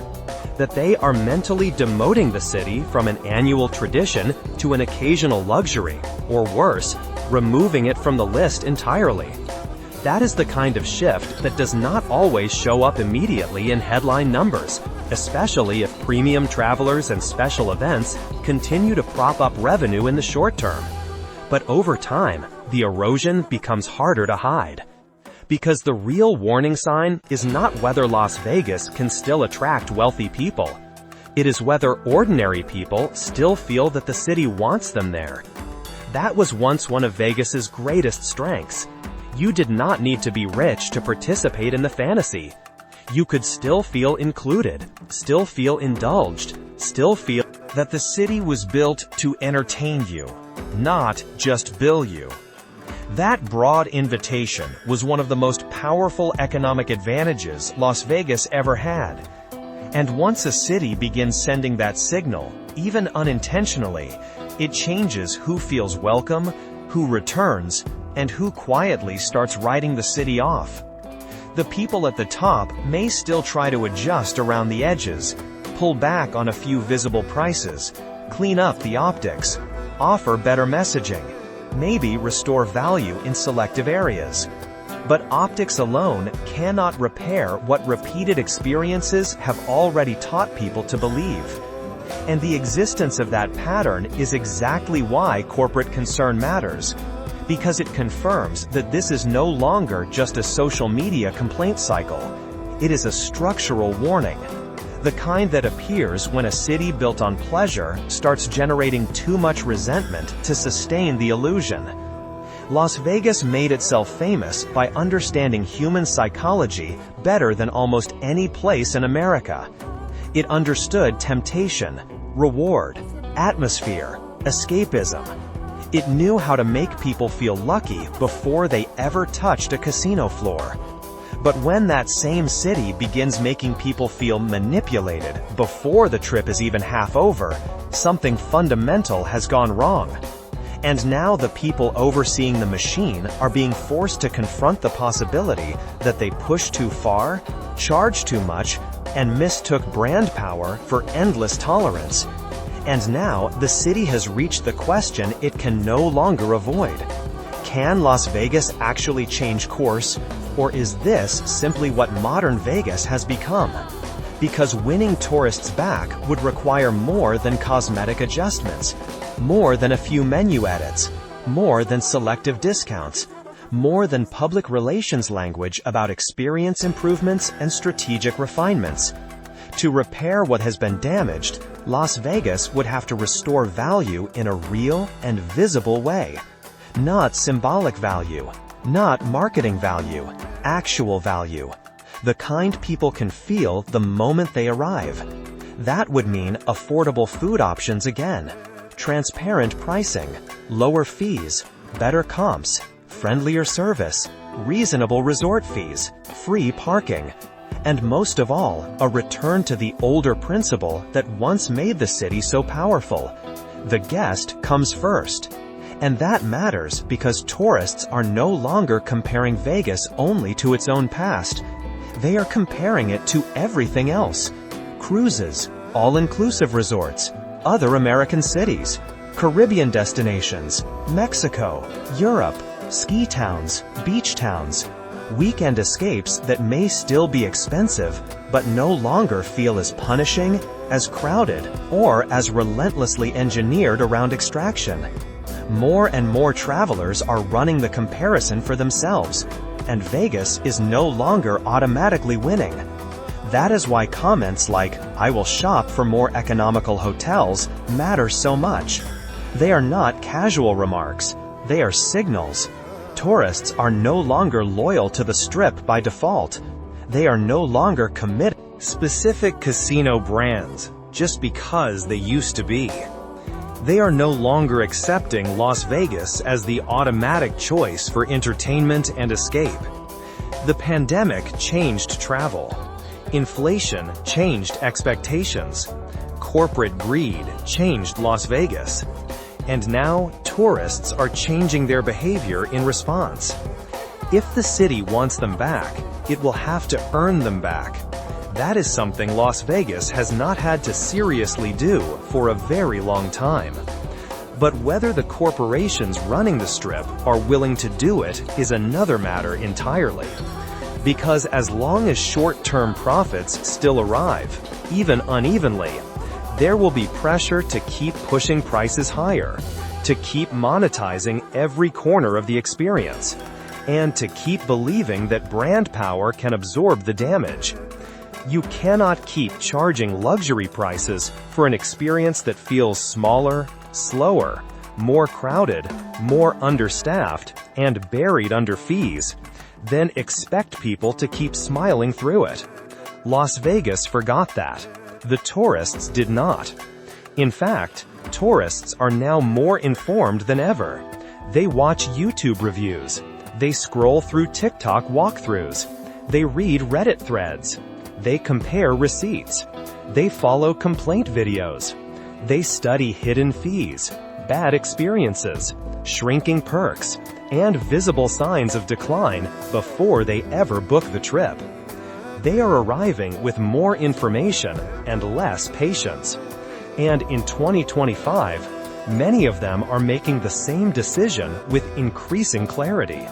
They are speaking with their wallets. So the real question is no longer whether Las Vegas can change. The real question is whether it wants to. Because if it does not, then the people who once filled the casinos, the restaurants, the bars, the shows, the people who turned Las Vegas into a tourism empire, may become the same people who never return. They are not quitting because they hate the city. They are quitting because the city stopped making them feel like they mattered. Vegas once made ordinary people feel extraordinary. Now it makes too many of them feel exploited. Once it offered value. Now it offers fees. Once it rewarded loyalty. Now it drains wallets. Once it felt like a city built for people. Now it feels like a machine built for corporations. And that is the crossroads now sitting beneath the lights. Will Las Vegas return to the formula that made it great? Or will it double down on the greed that is driving people away? Only time will answer that. But if the interviews coming out of Las Vegas are any indication, then 2025 may be remembered as the year regular people finally looked at the Strip, looked at the bill, and decided they were done.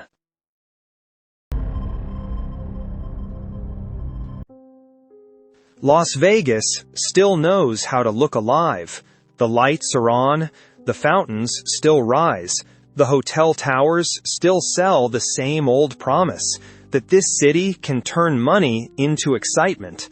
But something feels different in 2026. More visitors are walking the Strip with a kind of hesitation. They are still taking the photos, still stepping into the casinos, still trying to have the Vegas trip they imagined. Then, the bill arrives. The room fees stack up. The food costs more than expected. The gambling floor feels tighter. And by the end of the trip, a lot of people leave with the same quiet reaction. That was not worth it. And that is where the real problem begins. Because Las Vegas does not collapse all at once. It weakens when people stop feeling amazed, when the value disappears before the marketing does, when tourists keep showing up but leave more disappointed than entertained. So what changed? Why are so many people walking away from the most famous tourist machine in America feeling drained, overcharged, and strangely underwhelmed? Las Vegas was never selling hotel rooms alone. It was selling a complete machine, a concentrated entertainment corridor built on the idea that people would travel across the country and often across the world to spend heavily in one place. The Strip became the center of that model. A few miles of mega resorts, casino floors, arena events, luxury retail, celebrity restaurants, conventions, clubs, pools, and non-stop spectacle. Over time, billions of dollars were poured into keeping that machine attractive. Every renovation, every new tower, every branded dining concept, every premium experience carried the same assumption that demand would stay strong enough for Vegas to charge more tomorrow than it charged yesterday. That logic made sense for a long time. Vegas had something few markets could match. It had scale, density, and a kind of emotional momentum. Visitors were not just booking a bed. They were buying access to an experience that felt bigger than daily life. You could justify the airfare, the expensive room, the long walks, the resort fees, even the inflated food prices, because the trip still felt special. For operators, that created an unusually powerful business formula. Pack the calendar, push premium pricing, keep people on property, and turn tourism into revenue from every direction, not just gambling.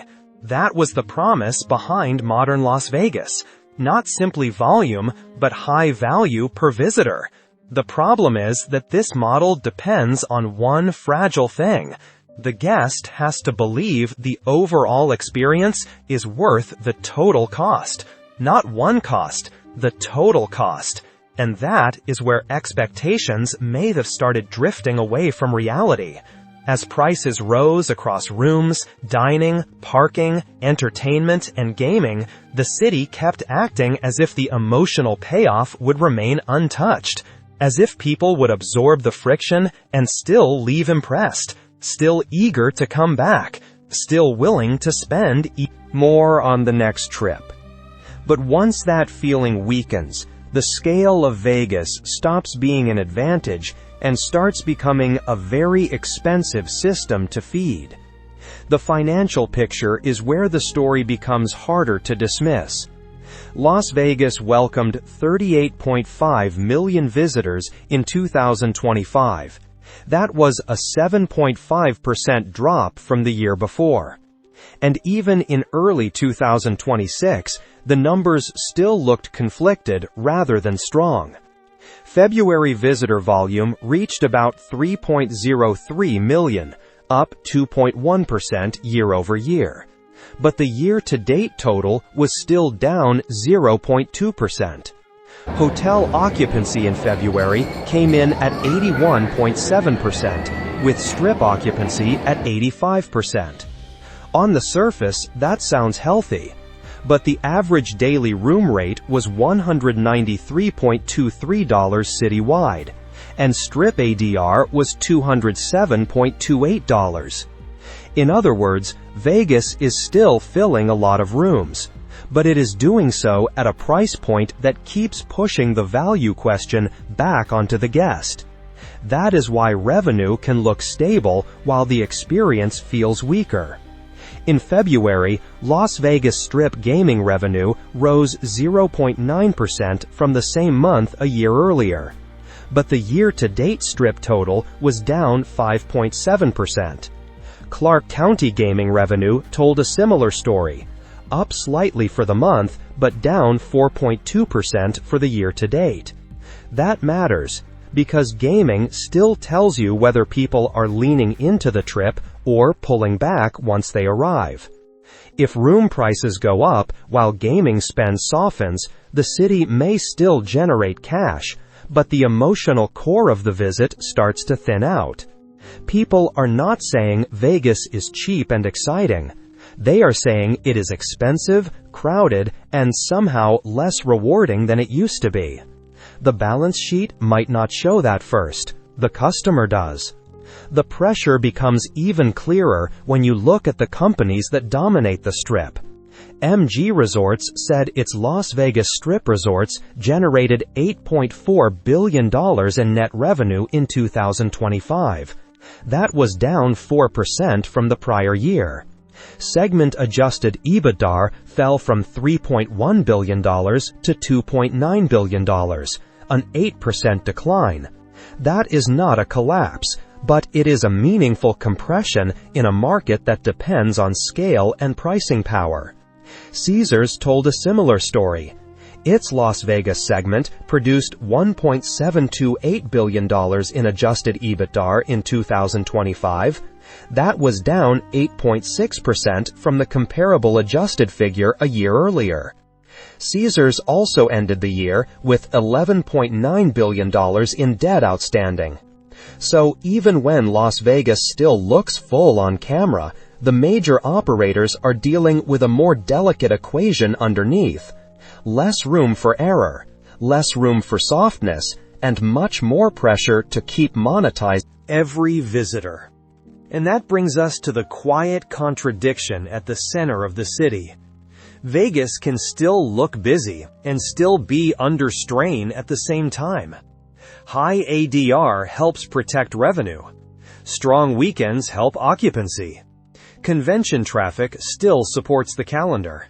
But if the guest arrives with a tighter budget, gambles less, questions the bill more, and leaves less eager to return, then the machine is not as healthy as the headline numbers suggest. Even the public market hints at that caution. As of April 9, 2026, MGM shares were trading around $37.1, while Caesars traded around $26.85.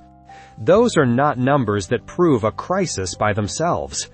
What they suggest is something else. Investors are still willing to believe in Las Vegas. They are just not valuing it like an effortless growth story anymore. What makes this more serious is that the weakness is not hitting every part of Las Vegas equally.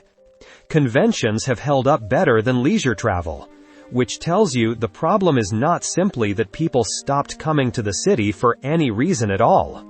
In 2025, Las Vegas hosted 6 million convention attendees, nearly matching the prior year, even as total visitation fell to 38.5 million. That matters because conventions are scheduled, budgeted, and often paid for by companies. Leisure trips are different. They are emotional purchases. They depend on households feeling comfortable enough to spend freely on a place that is supposed to feel exciting, indulgent, and worth the premium. Right now, that is exactly where the pressure is showing. Reuters reported that Las Vegas experienced its sharpest annual visitor decline outside the pandemic, while analysts pointed out that other major vacation markets, including Orlando, Honolulu, and Disneyland, were not seeing the same kind of pullback. That suggests this is not just a broad tourism problem. It is also a Las Vegas problem. The broader economy helps explain why. When inflation stays elevated, travelers become more selective. They shorten trips, skip extras, or choose destinations where the spending feels more predictable. Las Vegas is vulnerable because it often turns one purchase into 5. The airfare leads to the room leads to resort fees, parking, food, drinks, shows, transportation, and gambling losses. If the visitor starts calculating instead of relaxing, the model weakens fast. Reuters also noted that passenger traffic at Harry Reid International Airport fell about 6% in 2025, and that airlines scheduled about 7% fewer seats into Las Vegas for the first quarter of 2026. That is not the pattern of a market with unlimited momentum. It is the pattern of a destination adjusting to softer demand. Then there is the international layer, and Vegas cannot easily replace it. International travelers matter because they tend to stay longer and spend more once they arrive. But the United States saw a 6% drop in foreign visitors in 2025, even as global tourism spending continued to rise. In other words, people are still traveling. They are just not choosing the United States at the same rate. Las Vegas feels that more sharply than many domestic destinations, because it depends on high-spending, long-haul visitors to support premium pricing. Reuters also reported that Canadian carriers cut capacity into Las Vegas by about 30% for the first quarter of 2026, reflecting weaker cross-border demand. So the market context is not one clean shock. It is several pressures stacking together at once.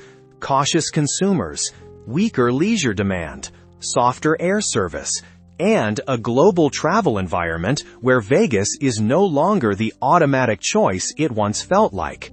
The core strategic flaw is not that Las Vegas became expensive. It is that Las Vegas kept raising the cost of the trip while slowly weakening the feeling that the trip was exceptional. That sounds similar, but it is not the same thing. People will tolerate friction when the payoff feels memorable. They will forgive the walk, the fees, the overpriced drink, the crowded check-in line, even a bad gambling session, if the overall visit still feels bigger than the bill. Vegas used to understand that balance instinctively. In 2026, the city looks more like it is optimized to capture revenue at every step. Rooms, parking, food, premium seating, paid attractions, nightlife, tighter gambling conditions. One charge by itself is manageable. The accumulation is what breaks the spell. That model becomes even riskier when the customer base starts narrowing. Reuters reported that the weakness has been most visible among middle-income leisure travelers, while higher-income guests have remained more resilient. The LVCVA visitor profile shows why that matters. In 2025, about 81% of visitors still gambled, and the average gaming budget among gamblers rose to about $848.5.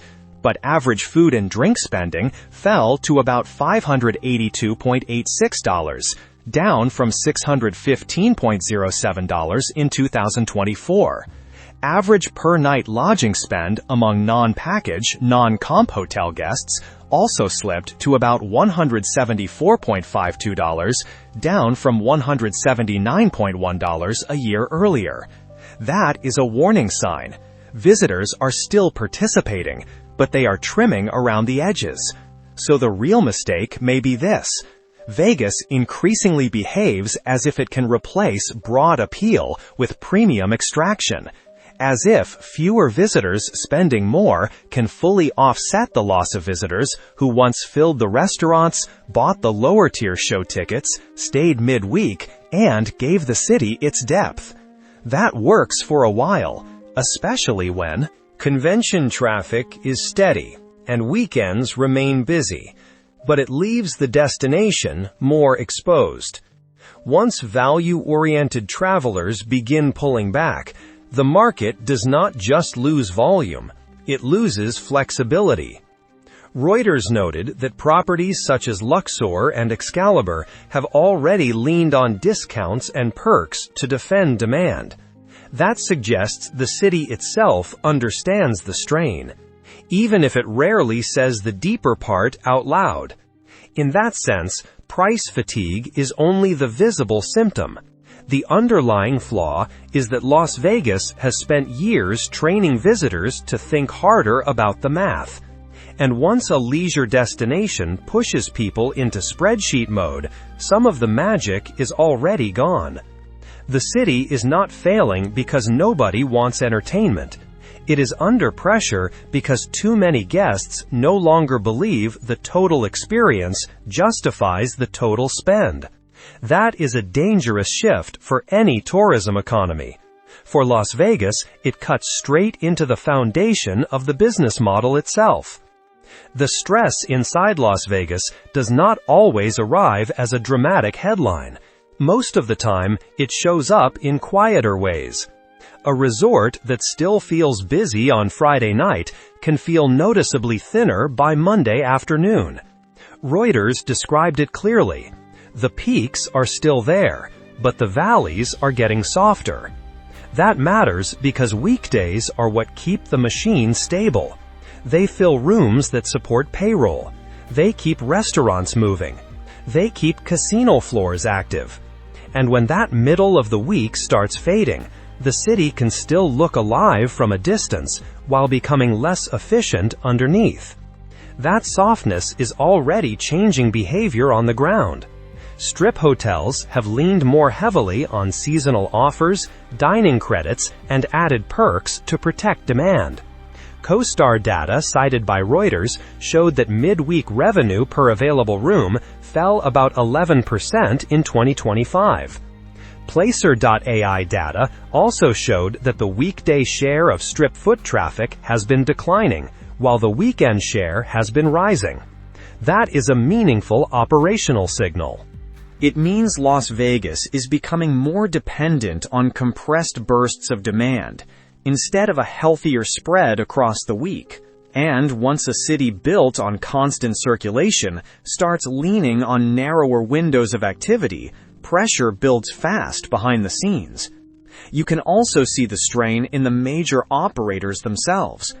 MGM said fourth quarter net revenue at its Las Vegas Strip resorts fell 3%, while segment-adjusted EBITDA fell 4%. For the full year, Las Vegas Strip revenue was down 4%, and segment-adjusted EBITDA was down 8%. Caesars reported a similar pattern. Its fourth quarter Las Vegas same-store net revenue fell 3.4%, and same-store adjusted EBITDA for the segment fell 6.5%. Those are not catastrophic numbers, but they do suggest that operators are working harder to produce less operating leverage than before. That usually leads to tighter staffing discipline, tighter marketing decisions, and more pressure on every department to do more with less. And then there is the human side, which often detects stress before investors do. Reuters reported that workers are already feeling it through reduced tips, disappearing extra shifts, and stagnant wages against a higher local cost of living. Union officials described the slowdown not as a wave of big layoffs, at least not yet, but as vanishing hours that hit part-time and on-call workers first. That is often how strain begins in a tourism economy, not with one shocking collapse. With smaller signs, fewer hours, thinner casino floors, a quieter midweek, managers trying to protect margins without saying too plainly that the old rhythm is starting to slip. Las Vegas is not ignoring the slowdown. It is already responding in the ways a mature tourism machine usually does. Hotels are using discounts, bundled perks, and selective price cuts to protect demand, especially at the value end of the Strip. Reuters noted that properties such as Luxor and Excalibur have leaned on cheaper room offers and added benefits to keep leisure travelers booking. That can help fill rooms in the short term. It can soften the sticker shock just enough to prevent a canceled trip. But it also reveals something important. When a destination built on premium pricing starts leaning harder on visible promotions, it is often trying to defend volume without fully resetting the underlying value equation. The second response has been to rely more heavily on events, conventions, and calendar-driven demand. That is the more sophisticated fix, and in some ways, the more effective one. Convention attendance held near 6 million in 2025, even as total visitation fell, which means Las Vegas still has a powerful engine for bringing people into the city. Major concerts, sports, and trade shows can also create sharp bursts of spending that protect weekends and compress demand into high-yielding windows. The problem is that this strategy Stabilizes traffic more than it restores enthusiasm. It fills the calendar. It does not necessarily rebuild the feeling among ordinary leisure visitors that Vegas has become a better value for money.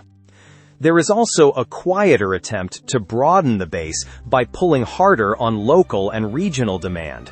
But that solution has limits for the Strip. The Las Vegas locals gaming market is large enough to matter, and Red Rock Resorts said its Las Vegas operations grew 2.9% in 2025, with adjusted EBITDA up 4.2%. That suggests spending has not disappeared. It has shifted toward properties that serve repeat local customers with easier access, lower friction, and a more practical value proposition. So when strip resorts try to chase locals more aggressively, they are stepping into a market that already functions by very different rules. That may help around the edges. It does not fully solve the strip's premium leisure problem. And that is why most of these solutions look more like pressure management than true repair. Discounts can protect occupancy. Events can protect peak demand. Locals can provide some cushion.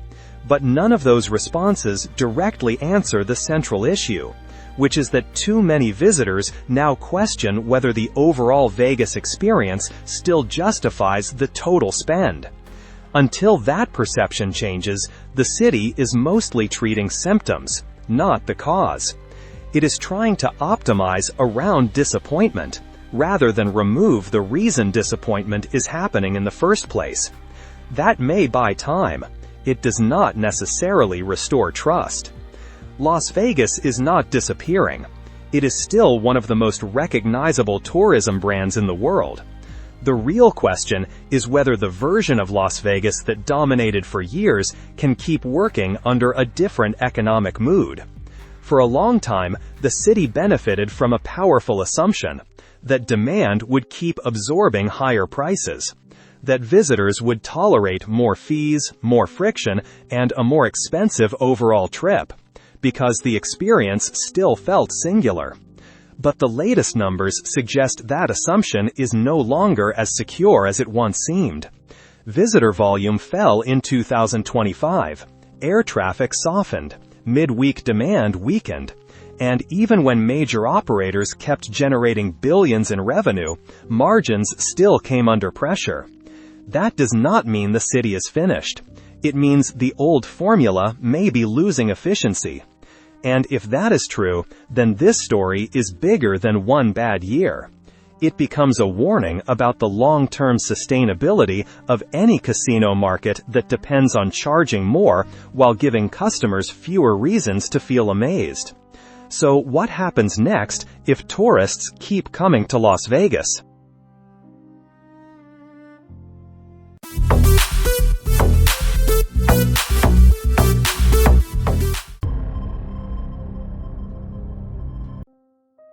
Las Vegas is not collapsing because of crime, not because the shows got worse, not because of the desert heat. The real damage is quieter than that, and far more deliberate. It is greed.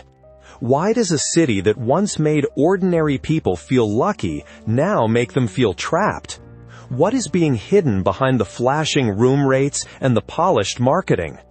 Who really benefits when a $100 stay turns into a bill loaded with parking, resort fees, and overpriced drinks? This is no longer a warning. The damage is already here. And once you see how the system works, the whole illusion starts to come apart.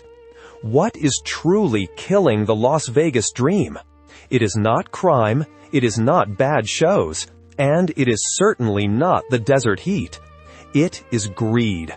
Not simple inflation, not a few prices drifting upward. A calculated system built to nickel and dime you until the moment you finally say, I am done with this place. Remember the Vegas many of us grew up with? A city where you could book a reasonably priced room, eat at a cheap buffet, get free drinks just for showing up, and still feel like you mattered? That version of Vegas is gone. Today, you book a room expecting to pay $100, only to get hit with $50 for parking, a $60 mandatory resort fee, and $20 for a watered-down cocktail. The fantasy dies the second the bill appears. If there is one thing that helped turn Las Vegas from a paradise into a money pit, it is the resort fee. Hotels call it a mandatory charge for amenities like Wi-Fi or pool access. But the truth is much uglier than the wording. It is bait and switch. A fake low rate of $50 is used to draw you in. Then the resort fee and tax push that bill to more than $114. The low price was never the real price. It was the hook. And for those of us over 50, that insult lands differently. We came from a generation that still believes honesty matters. A fair price should mean a fair price. We worked too hard for too many years to spend retirement arguing with a hotel's accounting tricks. That is why this matters. This is not just a travel complaint. It is a warning. This video is meant to fight back by exposing 5 specific Las Vegas hotels that are leading the charge in squeezing loyal tourists with hidden fees. So let us name them. Let us break down the 5 hotels you should avoid at all costs. And if you believe customers deserve respect, not exploitation, subscribe right now. We begin at number 5 with the Strat Hotel, Casino and Tower. It is not necessarily a bad hotel. That is not the point. The real issue is that the Strat has become a master of the illusion of cost. If you browse online, the Strat can look like the deal of the century. Rates flash across the screen for as low as $49 a night. For a retiree trying to stretch a vacation budget, that looks honest. It even seems logical. The property sits at the far end of the strip, so the lower rate feels like fair compensation for the inconvenience. Then, the numbers start changing. The moment you click to book, that $49 room stops being $49.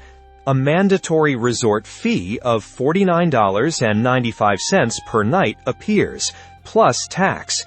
The fee to simply stay in the room ends up costing more than the room itself. Once taxes and fees are added, that so-called bargain climbs to more than $110 a night. That is a 120% markup over the advertised rate. And what are you really paying for? They say it covers things like the fitness center and pool access. But ask yourself a serious question. Are you truly paying $50 a day to use a treadmill? Or are you being charged extra just for walking through the front door? And the damage does not end there. The Strat creates a second tax on your trip: transportation. Realistically, you are not going to walk miles down Las Vegas Boulevard in the desert heat. So you open an app and call a ride. A one-way Uber or Lyft from the Strat to the center of the Strip can easily cost $15 to $25. Breakfast at Bellagio becomes a $20 ride. A show at Park MGM becomes another $20. Suddenly, you are burning $40 to $50 extra every day just to move around. Stay 4 nights, and the savings you thought you found are gone. In fact, you may end up paying more simply because you booked farther away from the action. And there is another cost that matters just as much: time. Vacation time. Instead of stepping out of the lobby and into the energy of Las Vegas, you are trapped in a routine of waiting. Open the app, wait for the car, sit in traffic for 15 or 20 minutes, repeat.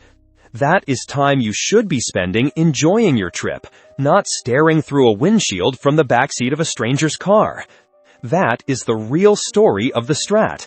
The low sticker price gets you through the door, but the resort fee and the daily transportation costs turn the bargain into a mirage.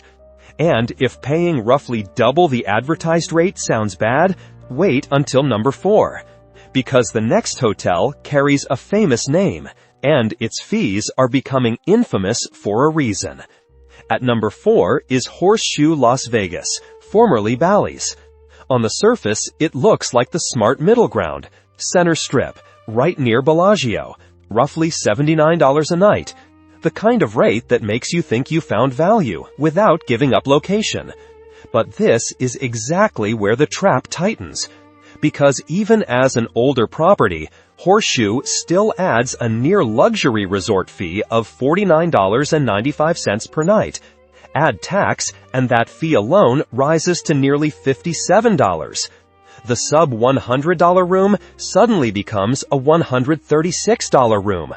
That is a 72% markup. And numbers alone still do not capture the real problem. Experience does. Take Robert, a retiree from Michigan. He booked the Horseshoe, believing he had found a gem. After a 5-hour flight, he arrived tired and expecting the basic warmth of a proper resort welcome. Instead, he found no bellhops waiting, no easy check-in, no sense of arrival. He was sent to a row of self-check-in kiosks. Robert said he stood there for 40 minutes while the machine kept freezing. One employee was trying to manage 20 confused people. Later, when he looked at the bill and saw that $50 resort fee, the whole thing became clear. He was paying a premium fee to do the receptionist's job himself. That is the hidden reality. Resort prices, motel service. And the frustration is not limited to guests. A front desk agent who has worked on the Strip for more than 15 years described what changed. 10 years ago, he said, that resort fee actually meant something. There was fuller staffing, newspaper delivery, people available to help with bags. Today, corporate keeps pushing the fee higher while cutting the staff in half. Guests pay more and receive less. According to the hotel's own website, that near $57 fee includes unlimited local and toll-free calls. In 2025, that sounds less like a benefit and more like an insult. Nearly everyone already carries a cell phone. Charging $50 a day for local calls feels like a restaurant adding a fork rental fee. That is why Horseshoe makes this list. The location looks strong, the rate looks reasonable. But once the hidden fees and the stripped-down service are exposed, the value disappears. You are not being treated like a guest. You are being processed like a revenue source. And if paying for local calls sounds absurd, number 3 goes even further. Because the next property is newer, shinier, and far more revealing about where Las Vegas is heading. At number 3 is Resorts World, one of the newest large-scale properties on the Strip. And that is exactly what makes it so revealing. It is polished. It is modern. It looks like the future Las Vegas keeps trying to sell. But for many people who remember the older version of this city, that future feels cold, distant, and stripped of the human touch that once made Vegas feel special. The financial side is clear enough. A premium hotel charges a premium rate. That part is not surprising. But Resorts World still adds a $50 resort fee per night. And once taxes included, that number pushes close to $60 just for the privilege of sleeping there. Even before you start spending on food, drinks, or entertainment, the meter is already running. But the bigger issue here is not just the fee. It is the system behind it. Resorts World pushes the cashless model harder than almost anyone. Linda, a grandmother from Texas who has been visiting Las Vegas since the 1980s, experienced that shift firsthand. She walked into the famous foods market expecting to buy a quick lunch. She pulled out a $20 bill.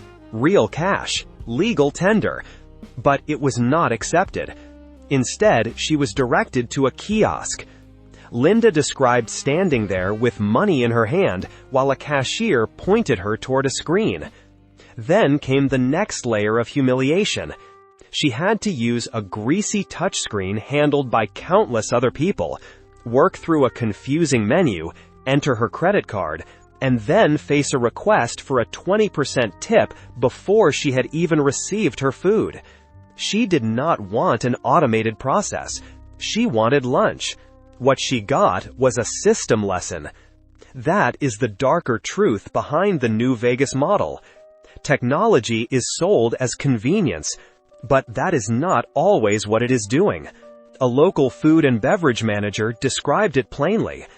The kiosks are not there primarily to help the guest.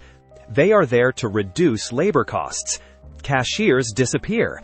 Tablets replace people. Then a service fee gets added to help cover the software. The customer does the work, and the company keeps the savings. At Resorts World, that means you are not only paying a resort fee close to $60 a night, you are also giving up privacy, control, and dignity one transaction at a time. And that is what makes the place feel sterile despite all its beauty. Every purchase is tracked.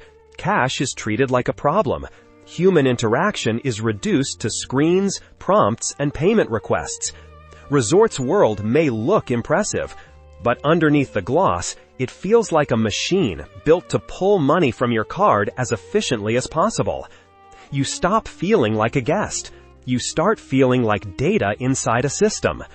And if that kind of high-tech extraction sounds bad, number 2 may be even more frustrating. Because the next hotel does not just charge one of the highest fees in the city, it also sells an image that falls apart the second you arrive. At number 2 is Park MGM. And this hotel represents something especially frustrating for older travelers. Not just high prices, not just hidden fees, misleading marketing. The property was rebranded from the old Monte Carlo under a softer, more appealing name, Park MGM. And for many people over 50, that word carries a clear promise. A park suggests fresh air, trees, benches, and some measure of quiet away from the noise. That is the image being sold. The reality is something very different. The math comes first. You may spot a promotional room rate around $79 and think you found a strong deal for a modern smoke-free hotel. But the resort fee here has climbed to $50 a night. Add Nevada tax, and the fee alone rises to nearly $57. That means the $79 room actually lands around $135 to $140 a night. An 80% markup over the advertised rate, nearly double before you have even unpacked. And what does that extra $57 supposedly buy? Premium Wi-Fi and pool access. But repeated guest reports describe spotty internet and pools sometimes closed for maintenance. So even the amenities being used to justify the fee cannot always be counted on. You are paying for access that may not function when you need it. Then there is the park itself. John and Carol, a retired couple, booked the hotel expecting a calmer atmosphere. They saw the photos of greenery and outdoor dining and imagined a quiet place to sit with coffee and read. But when they arrived, they found something else entirely. The so-called park was not really a park. It was a concrete corridor leading toward the arena. John's description was blunt and accurate. Instead of peace, the space functions like a busy paved channel, funneling thousands of fans into T-Mobile Arena next door. If there is a hockey game or a concert that night, the promise of calm disappears completely. It becomes loud, crowded, and tense. And the surprises keep coming. Park MGM places a $100 per night incidental hold on your credit card. Over a 5-night stay, that freezes $500 of your available limit. Money you cannot use for dinners, shows, or anything else until after checkout. Then there is the room itself. Yes, the property is smoke-free, and that matters. But this building is still the former Monte Carlo, underneath the renovation. The surface changed, the bones did not. One common complaint on TripAdvisor is the thin walls. Guests pay a luxury-level resort fee, then lie awake hearing televisions, conversations, and the life of the next room through the wall. That is why Park MGM lands at number 2. It sells the image of nature and calm. But what it often delivers is concrete, noise, and compromised value. You are paying an 80% premium for a park that behaves more like a crowded hallway. And as frustrating as that is, it still does not compare to number 1. Because the top spot belongs to a hotel that defines luxury in Las Vegas while pushing greed to a level that feels almost untouchable. At number 1 is Wynn Las Vegas, the undisputed king of luxury on the Strip. It is elegant, it is immaculate, it is one of the most recognizable symbols of high-end Las Vegas. But in 2025, that status comes with a level of pricing power that feels less like hospitality and more like arrogance.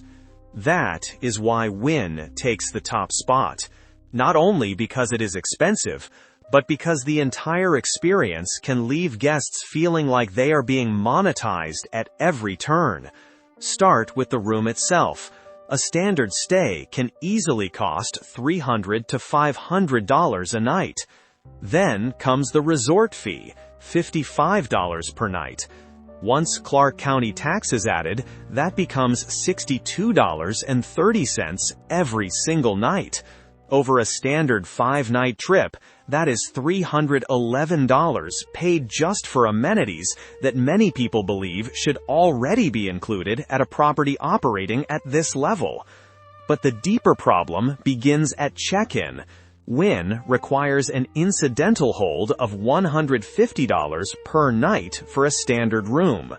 Upgrade to a suite, and that hold can rise to $200 or even $500 per night. On a 5-night anniversary trip in a nicer room, that means more than $1,000 to $2,500 of your available credit can be frozen. And even after checkout, the money may remain tied up for 3 to 7 days. The vacation ends, but the financial pressure does not. Your trip is over, and your money is still being held back. Then there is the minibar system. Wynn uses highly sensitive automated sensors. Pick up a bottle of water to check the price and hold it for more than 60 seconds, and you may trigger a charge automatically. That single bottle of water can cost up to $15. Want to store your own insulin or a leftover sandwich? You cannot. The refrigerator is filled with the hotel's products, leaving no room for your own. So even at $500 a night, you may not have the freedom to use your own fridge. And then comes the final layer. A loyal guest who had been staying at Wynn for 15 years described the emotional shift clearly. It used to feel special. Now, he said, every interaction feels like a transaction. Early check-in can cost $50 to $100. Late checkout can mean another $100. The feeling is no longer luxury. It is extraction. As if the property is constantly testing how much more it can pull from your pocket before you walk away. That is why Wynn stands at number 1. It is beautiful, but it can feel like a golden cage. Once you are inside, every convenience seems to carry another charge. They charge because they can. And for many long-time visitors, that feels like the ultimate form of disrespect. So those are the 5 hotels to avoid if you are tired of throwing money away in Las Vegas. But this story does not end with frustration. You still have options. You still have leverage. One way to fight back is simple. Vote with your wallet. Properties like Casino Royale or Four Queens downtown may not offer golden chandeliers, but also do not charge $60 a night just to breathe the air. And if you do choose a luxury resort, there is one tactic worth trying. If the Wi-Fi was unreliable or the pool was closed, ask politely at checkout if the resort fee can be removed. It will not always work, but sometimes it does. Because at the end of all this, that is what the larger battle is really about. Not just saving money, but refusing to accept a system that treats loyal travelers like targets. Hidden fees, frozen credit, automated upsells, self-service replacing staff, marketing that promises one thing and delivers another. These are not isolated annoyances. Together, they show a version of Las Vegas that is moving farther away from hospitality and closer to pure extraction. That is why this channel exists. To help retirees and everyday travelers protect their hard-earned money from corporate greed disguised as luxury, convenience, and modern hospitality. Because once you understand how these traps work, you stop walking into them blind. And once enough people see the pattern, the industry loses some of its power to hide behind polished lobbies and glossy promotions. If you want to stay one step ahead of these systems, subscribe now. It costs nothing, but it may save you from the next expensive mistake. The goal here is simple. Build a community of smarter travelers who refuse to be manipulated by hidden fees, misleading pricing, and corporate games designed to squeeze more out of every trip. And remember, resort fees are only part of the problem. Once you arrive in Las Vegas, the next major expense waiting for you is food. That is another area where the city has learned how to turn basic needs into overpriced disappointment. I have also put together a guide on the top 5 Vegas buffets that are a complete waste of money, along with better alternatives. If that is something you want next, leave a comment and let me know. Click the video on your screen right now to protect both your wallet and your stomach. I will see you there.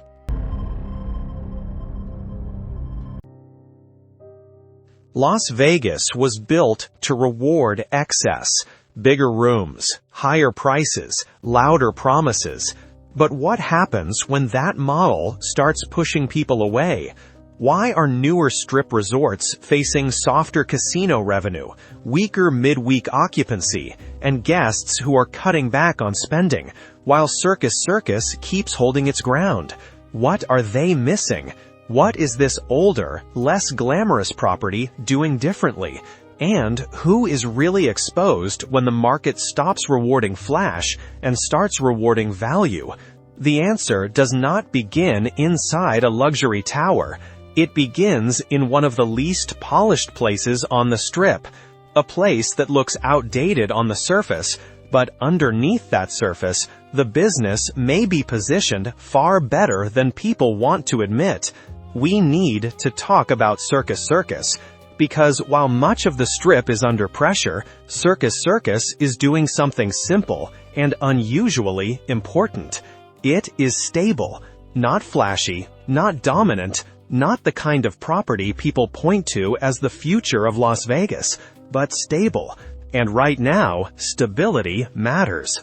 That is what makes this place easy to underestimate. Circus Circus does not look like it is winning. It does not project prestige. It does not compete on image with the newer, more expensive resorts that dominate the Strip conversation. But financially, it is positioned better than many of them.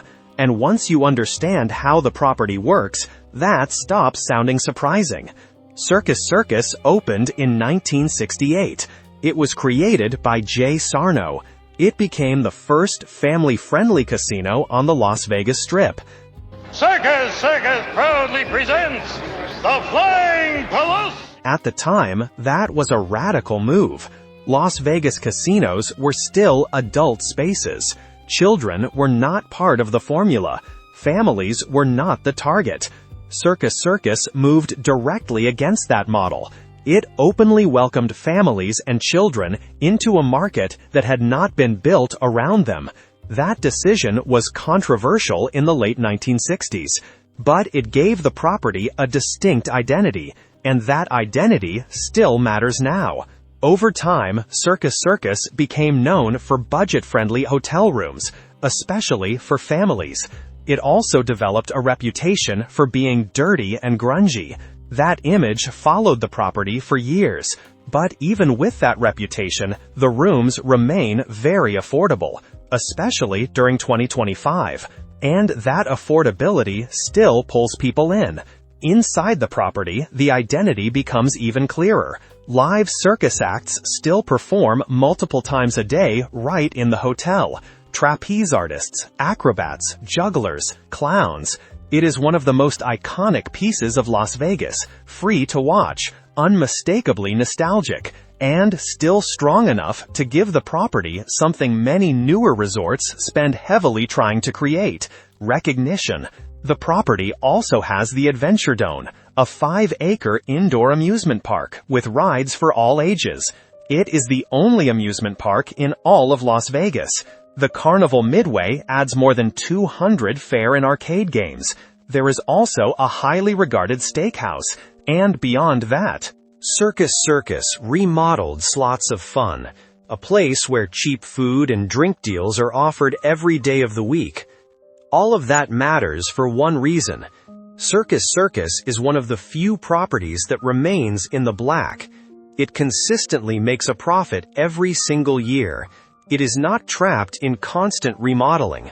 It keeps most things largely the same. Recently, the biggest visible changes were a new coat of paint on the outside and a couple of new attractions inside, including the SpongeBob ride. In a city obsessed with reinvention, Circus Circus chose a different strategy: restraint.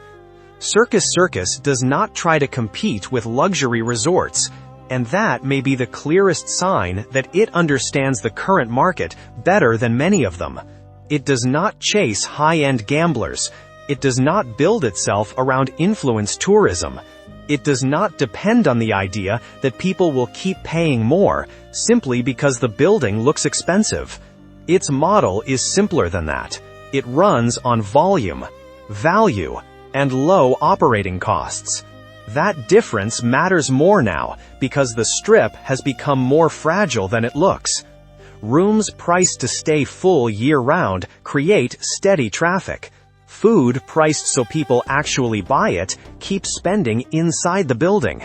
Gaming built around time on device instead of big wins creates a different kind of behavior.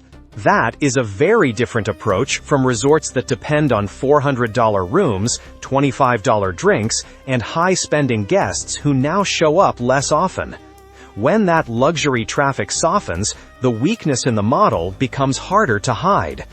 Circus Circus is protected from part of that pressure because it never built itself around that customer in the first place. Affordable rooms do more than fill occupancy. They create movement. Full rooms mean steady foot traffic, and steady foot traffic supports every part of the property. More people inside the building means more spending across food, drinks, slots, games, and attractions. That does not create the kind of glamorous revenue story that dominates Strip headlines, but it creates something much more useful in uncertain periods: predictable revenue. Circus Circus also performs well because it attracts a specific kind of player. Not the guest chasing status, not the visitor buying a luxury weekend. The property draws casual gamblers who stay longer and play smaller amounts over time. That pattern matters. Lower denomination slots help. Older style games help. And the coin-operated slot machines at Slots of Fun help too. Players tend to stay longer when the game feels physical, direct, and familiar. Coins change the rhythm. They slow play slightly. They extend time on device. And they create a perception of value. That is good for the casino overall. Circus Circus is not trying to overwhelm people with spectacle. It is giving them a version of Las Vegas where spending still feels manageable. And right now, that may be a smarter strategy than trying to impress people who are no longer willing to spend the way they used to. There is another reason Circus Circus makes sense in this market, and it has nothing to do with trendiness. It has to do with loyalty, repeat behavior, and revenue that does not need to be dressed up to be effective. Circus Circus announced a new bingo hall opening in 2026. It will be the first true bingo hall on the Strip in more than a decade. That detail may sound minor to people who only see Las Vegas through luxury, nightlife, or large-scale spectacle. Financially, it is not minor at all. It is a classic casino game returning to the Strip after a long absence, and that tells you something important about where dependable value still exists. The bingo hall is planned for the promenade level in mid-February. It will offer 6 sessions of classic paper and dauber games a day. It will also offer affordable food options like hot dogs and nachos. Prices will range from $50 to $1,500, and the games will be paid in cash. It will be the first bingo room on the Strip since the Riviera closed in 2015. That is not just a nostalgic detail. It is a business signal. Circus Circus is not adding bingo because it wants to look old school. It is adding bingo because bingo players are loyal, predictable, and usually repeat visitors. That kind of customer matters. Repeat visitors do more than gamble. They eat, they drink, they come back regularly.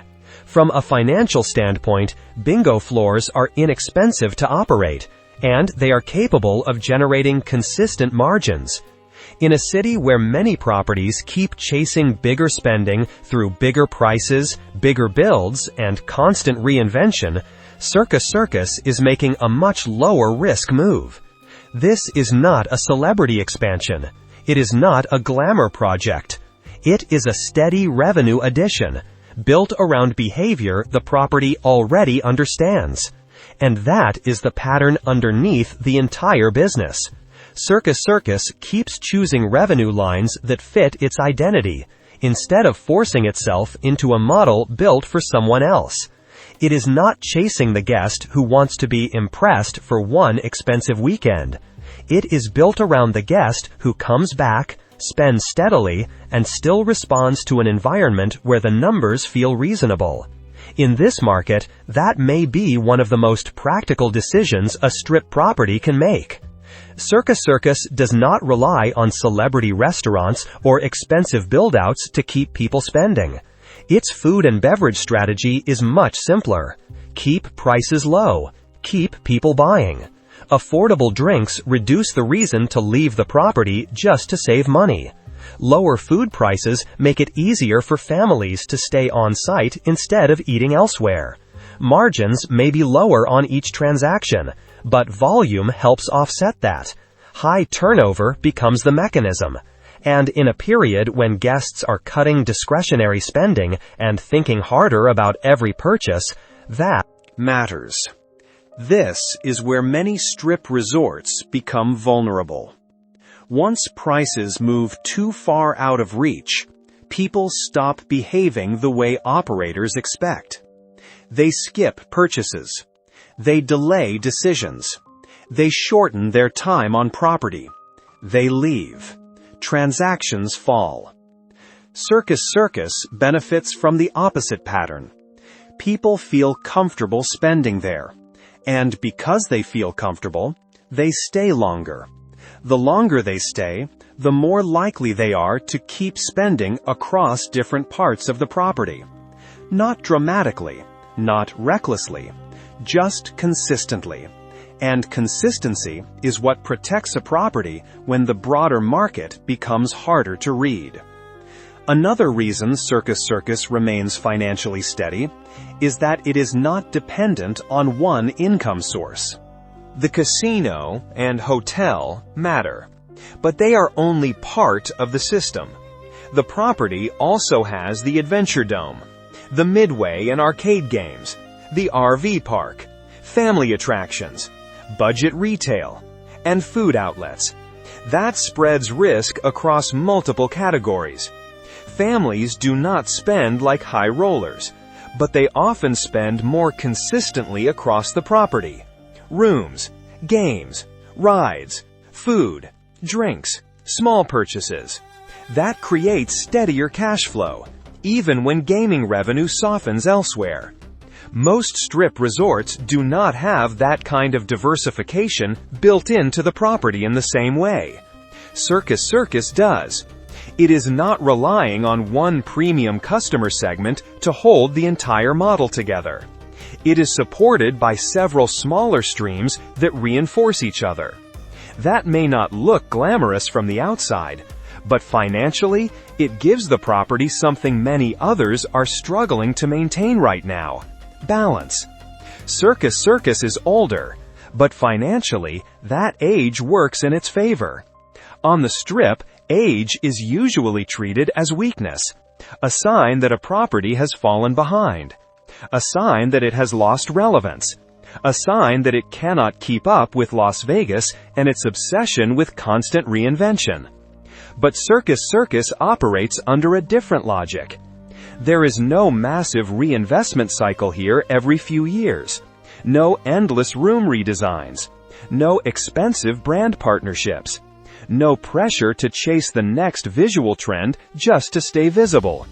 Maintenance costs are more predictable, staffing levels are more stable, and that restraint matters. When other resorts are pushed into upgrades, rebrands, and renovations just to defend their position, Circus Circus stays in its own lane.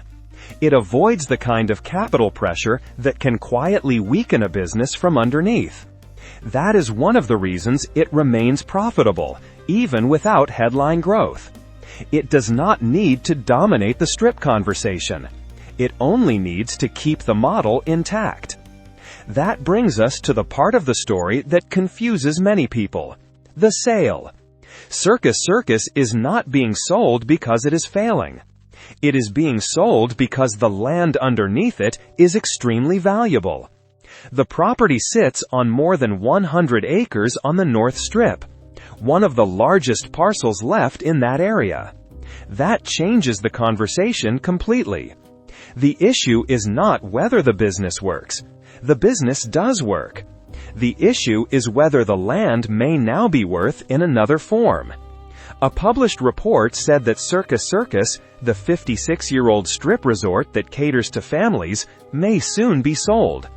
Owner Phil Ruffin was in Washington for President-elect Donald Trump's inauguration and was unavailable for comment. But a Forbes story outlined Ruffin's strategy for selling the property. It said that the property, and the surrounding 102 acres used as an outdoor festival grounds, is worth $5 billion. Ruffin said he had been approached by buyers, though he did not say who those potential buyers were. That is real tension now. Not collapse, not failure, value. The question is whether a buyer sees more value in keeping Circus Circus largely as it is, or in tearing it down and redeveloping the site entirely. And once that question enters the picture, the future of the property becomes more complicated than its reputation suggests. There are a few realistic outcomes. One is that new ownership keeps Circus Circus operating largely the same, with only minor upgrades, because the model still works. Another is a phased redevelopment, where parts of the property are updated while the casino continues operating. A third is a longer-term land play, where Circus Circus keeps running until redevelopment makes stronger economic sense. What seems far less likely is a sudden closure. The property generates too much consistent revenue for that, and it continues making a profit every year in the black. That does not make it glamorous. It does not make it the center of the modern Strip identity, but it does make it useful. And in Las Vegas, usefulness can matter more than image when the broader market becomes unstable. As long as Circus Circus stays open, it will likely continue doing what it already does well. It will keep attracting budget-conscious visitors who still want a vintage Strip experience. That matters because it explains why the property continues to hold its place. It does not serve the customer chasing status at any cost. It serves the customer who still wants Las Vegas without feeling financial pressure attached to every decision. That may be the most important part of the story. Circus Circus succeeds because it understands the current market better than many newer resorts.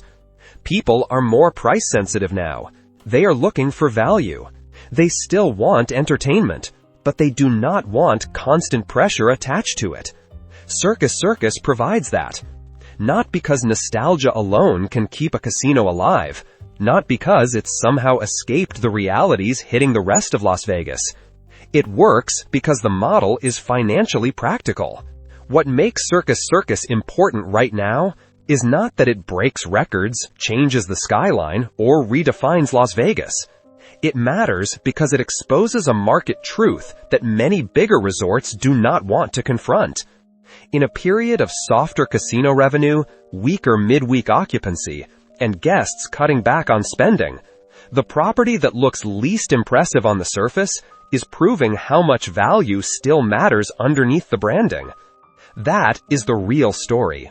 Circus Circus works because the business is built around behavior that still exists. Families still need affordable rooms. Visitors still respond to free entertainment. Casual gamblers stay longer when the games feel familiar, approachable, and lower risk. People still eat and drink on site when prices do not make them feel punished for doing it. Repeat visitors still matter. Steady margins still matter. A property that can keep hotel, casino, Attractions, arcade games, retail, food, drinks, and now a bingo hall, all working together, does not need one glamorous revenue stream to survive. It only needs the system to keep moving. That is why Circus Circus feels so out of step with the modern strip, while also being unusually well positioned inside it. Many newer resorts operate as if high pricing alone proves strength. But high pricing only works as long as guests keep accepting it. Once spending behavior changes, that model becomes more exposed. Circus Circus is not protected because it is better designed. It is protected because it never built itself around the assumption that every visitor would keep spending more. It built itself around lower costs, fuller rooms, repeat behavior, slower play, and wider participation across the property. That is not glamorous, but it is durable. In the end, Circus Circus is not succeeding because it looks stronger than the rest of the strip. It is succeeding because it is built for a different kind of reality. A reality where guests are more careful with money. A reality where weaker midweek occupancy and softer casino revenue are no longer isolated problems. A reality where people still want Las Vegas, but want it at a price they can still live with. That is the space Circus Circus understands. It has affordable rooms, especially for families. It has free live circus acts inside the hotel. It has the Adventure Dome, a 5-acre indoor amusement park with rides for all ages, the only amusement park in all of Las Vegas. It has the Carnival Midway, with more than 200 fair and arcade games. It has a highly regarded steakhouse. It remodeled Slots of Fun, and continues offering cheap food and drink deals every day of the week. It attracts casual gamblers, who stay longer and play smaller amounts over time. It uses lower denomination slots, older style games, and coin-operated slot machines to increase engagement and extend time on device. It is adding a bingo hall in 2026, with 6 daily sessions of classic paper and dauber games, affordable food, and pricing from $50 to $1,500, paid in cash. Every part of that model points in the same direction. Keep people on property. Keep spending comfortable. Keep revenue steady. That is why the property remains in the black, and why it consistently makes a profit every single year. It is why the lack of constant remodeling is not a weakness in this case. It is why the sales should not be mistaken for collapse. The business works. The land may simply be valuable enough to force a different decision. And that leaves Las Vegas with an uncomfortable truth. At the same moment, many newer resorts are leaning harder on expensive rooms, expensive drinks, and high-spending guests who are showing up less often. One of the oldest and least glamorous properties on the Strip is proving that lower costs, steady volume, and practical pricing still have power. Circus Circus does not promise status, It does not chase prestige. It does not need to. It only needs to keep working.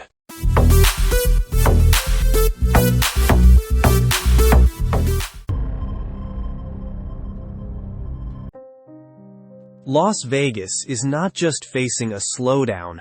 Something deeper is starting to break beneath the surface. Why is the tourism engine of Southern Nevada losing force again? Why are more people talking about recovery in 2026 while workers on the Strip are seeing something very different right now? And who really benefits if this city stays alive by asking ordinary people to stretch further, borrow more, and absorb the pressure quietly? Because the most disturbing part of this story is not the slump itself, it is what some people are willing to call a comeback. Before anyone decides Las Vegas is turning the corner, you need to hear what the people inside the system are already seeing. The first thing to understand is that this slump is not over. This is not online panic. It is not cherry-picked footage. It is not one-week weekend being turned into a crisis. The latest visitor data shows that Las Vegas is still dealing with a prolonged tourism slowdown. According to the LVCVA, that slowdown continued through November and is now stretching toward the end of the year. News coverage has already described tourism declining in Southern Nevada, a slump costing the city billions, and a pattern serious enough that some are starting to ask what it could mean beyond Las Vegas itself. From the outside, that reality can still be easy to miss. A tourist walking through a casino on a busy Saturday night may see lights, noise, music, crowded walkways, and assume the machine is still running normally. But workers do not experience Las Vegas from the outside. They experience it in schedules, in hours, in tips, and in paychecks. For many people on the Strip, this slowdown is not arriving through dramatic layoffs. It is arriving through something quieter and more punishing. Shifts are being shortened, hours are being cut, paychecks are shrinking without the headline ever matching the damage. One worker explained that what used to be an 8-hour shift was cut to 6. That change sounds small until it keeps happening. A 40-hour week starts looking a lot more like 30. And in a city where rent, food, and basic survival already feel expensive, that missing income is not minor. It is the difference between managing and slipping. Some workers still have help at home, others do not. Some of their coworkers are single and have had to find second jobs just to stay afloat. That is what a tourism slowdown looks like in Las Vegas now. Not empty neon and dramatic collapse shots, not casinos going dark overnight. It looks like workers trying to hold their lives together while the public keeps hearing that things may be stabilizing. And because hospitality jobs account for roughly 1 out of every 4 jobs in Southern Nevada, this pressure does not stay contained inside resorts. It moves through the entire city. That is why so many employees are uneasy. This does not feel temporary. It feels drawn out, unresolved, and increasingly hard to explain away with a simple recovery. What makes it even more unsettling is that economists suggest this quieter kind of pain may no longer be a side effect. It may be the strategy. One of the most common arguments you hear whenever someone says Las Vegas is slowing down is simple. If things were really bad, casinos would be laying people off. On the surface, that sounds logical. But what is happening now is more deliberate than that, and in some ways more troubling. Instead of cutting workers all at once, resorts are choosing a quieter strategy. The job market for 2025 has been described as choppy. That word sounds mild, almost harmless. But for workers, it means instability, it means hours shifting without warning, staffing levels frozen in place, and employees technically still on payroll while earning less than they did before. The logic behind it goes back to a lesson casinos say they learned after COVID. When they laid off too many workers, rehiring became difficult once demand returned. Some workers had already left the industry. Some never came back. Resorts do not want to get caught short-handed again. So now they hedge. They keep people employed on paper, but cut hours, freeze hiring, and allow positions to disappear quietly when someone leaves. From the outside, that can look like resilience. In the numbers, it can even sound reassuring. Even with a 5 to 7% drop in tourism over the past several months, employment fell only 0.1% between October and November, and just 0.3% year over year. But those numbers do not show reduced shifts. They do not show lost tips. They do not show second jobs, mounting stress, or credit cards being stretched just to stay level. A worker can still be counted as employed while losing 10 hours a week. In the data, that looks stable. In real life, it feels like a slow squeeze that never fully stops. And that is why the phrase workers hearing matters so much. Wait and see. Wait and see if tourists return. Wait and see if the economy improves. Wait and see if hours come back. But rent does not wait. Groceries do not wait.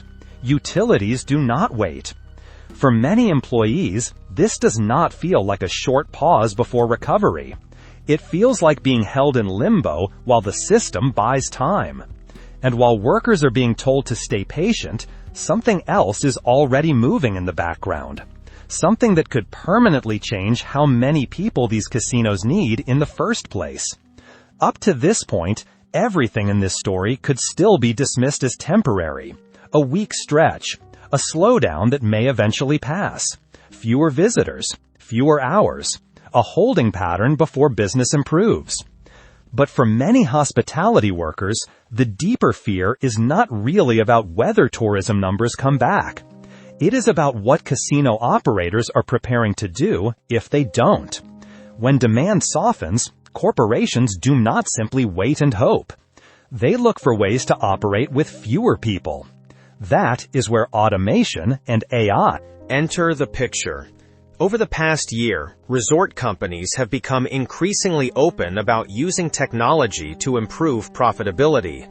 On paper, that language sounds clean, efficient, forward-looking. But from the workers' side of the equation, it raises a much darker question. More profitable for who? Because when hours are already being cut, technology stops sounding like innovation and starts sounding like leverage. This is not about machines replacing everyone overnight. It is about leaner staffing, fewer people on each shift, more responsibility concentrated on fewer shoulders, less room for error, and less power for workers to push back.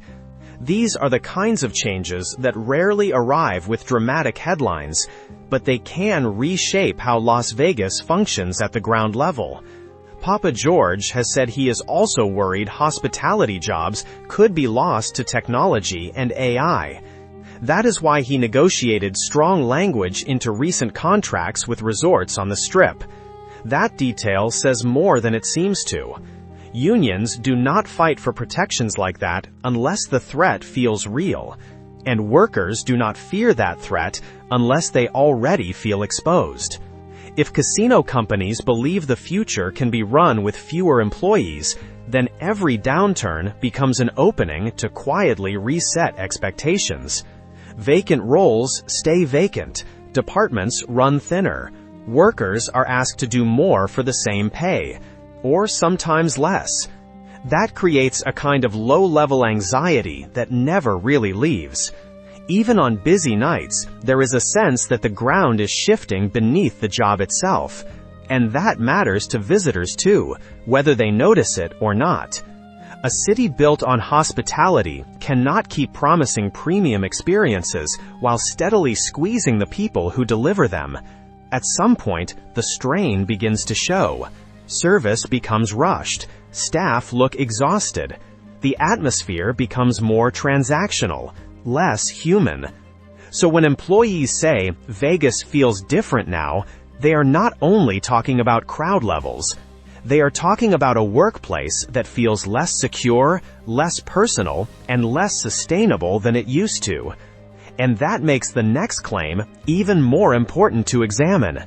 If 2026 is supposed to be a recovery year, then what exactly does recovery mean? This is the point where the conversation becomes much harder to ignore. Up to now, someone could still argue that Las Vegas is simply moving through a rough patch, a slowdown, a difficult cycle that will eventually correct itself. That is where the word recovery starts getting repeated. The idea that 2026 could be the year Vegas turns the corner, that demand returns, that confidence improves. But recovery means very different things depending on who is speaking. For workers, recovery means fuller schedules, stable hours, and paychecks strong enough to keep up with rent, groceries, and the basic cost of living. For visitors, recovery means a trip to Las Vegas feeling worth the money again. But for casinos, recovery can mean something else entirely. And this is where the story becomes revealing. Because when you listen carefully to the optimism, it is not really built on people becoming more secure. It is built on something far more unsettling. One economist described it in very direct terms. People may start to feel more comfortable making discretionary purchases again. Those purchases are usually done on credit for middle to lower income consumers. And if credit conditions improve enough for them to manage that debt, spending could come back. That is the moment that changes how the entire comeback narrative sounds. Because what is being described is not a recovery driven by higher wages, not by lower costs, not by Las Vegas becoming a better value for the average person. It is a recovery driven by people feeling comfortable enough to borrow again. Let that sit for a second. The system does not need families to be financially stronger. It does not need workers to earn more. It does not need households to feel genuinely secure. It only needs enough people to believe they can put more discretionary spending on a card without immediately falling apart. That is not stability. That is dependency. And for a hospitality worker already dealing with shorter shifts, rising bills, and maybe even a second job, that realization lands hard. Because the recovery they are being told to wait for is not built on stronger ground. It is built on leverage, on credit, on consumers being nudged to stretch just a little further because rates may fall enough to make the pain feel manageable again. Strip away the polished language and the pattern is familiar. Keep the machine running by encouraging people to spend money they do not really have. To be clear, this is not a personal attack on the economist. In some ways, the most disturbing part is that he is being honest. He is saying out loud what usually stays hidden underneath the sales pitch.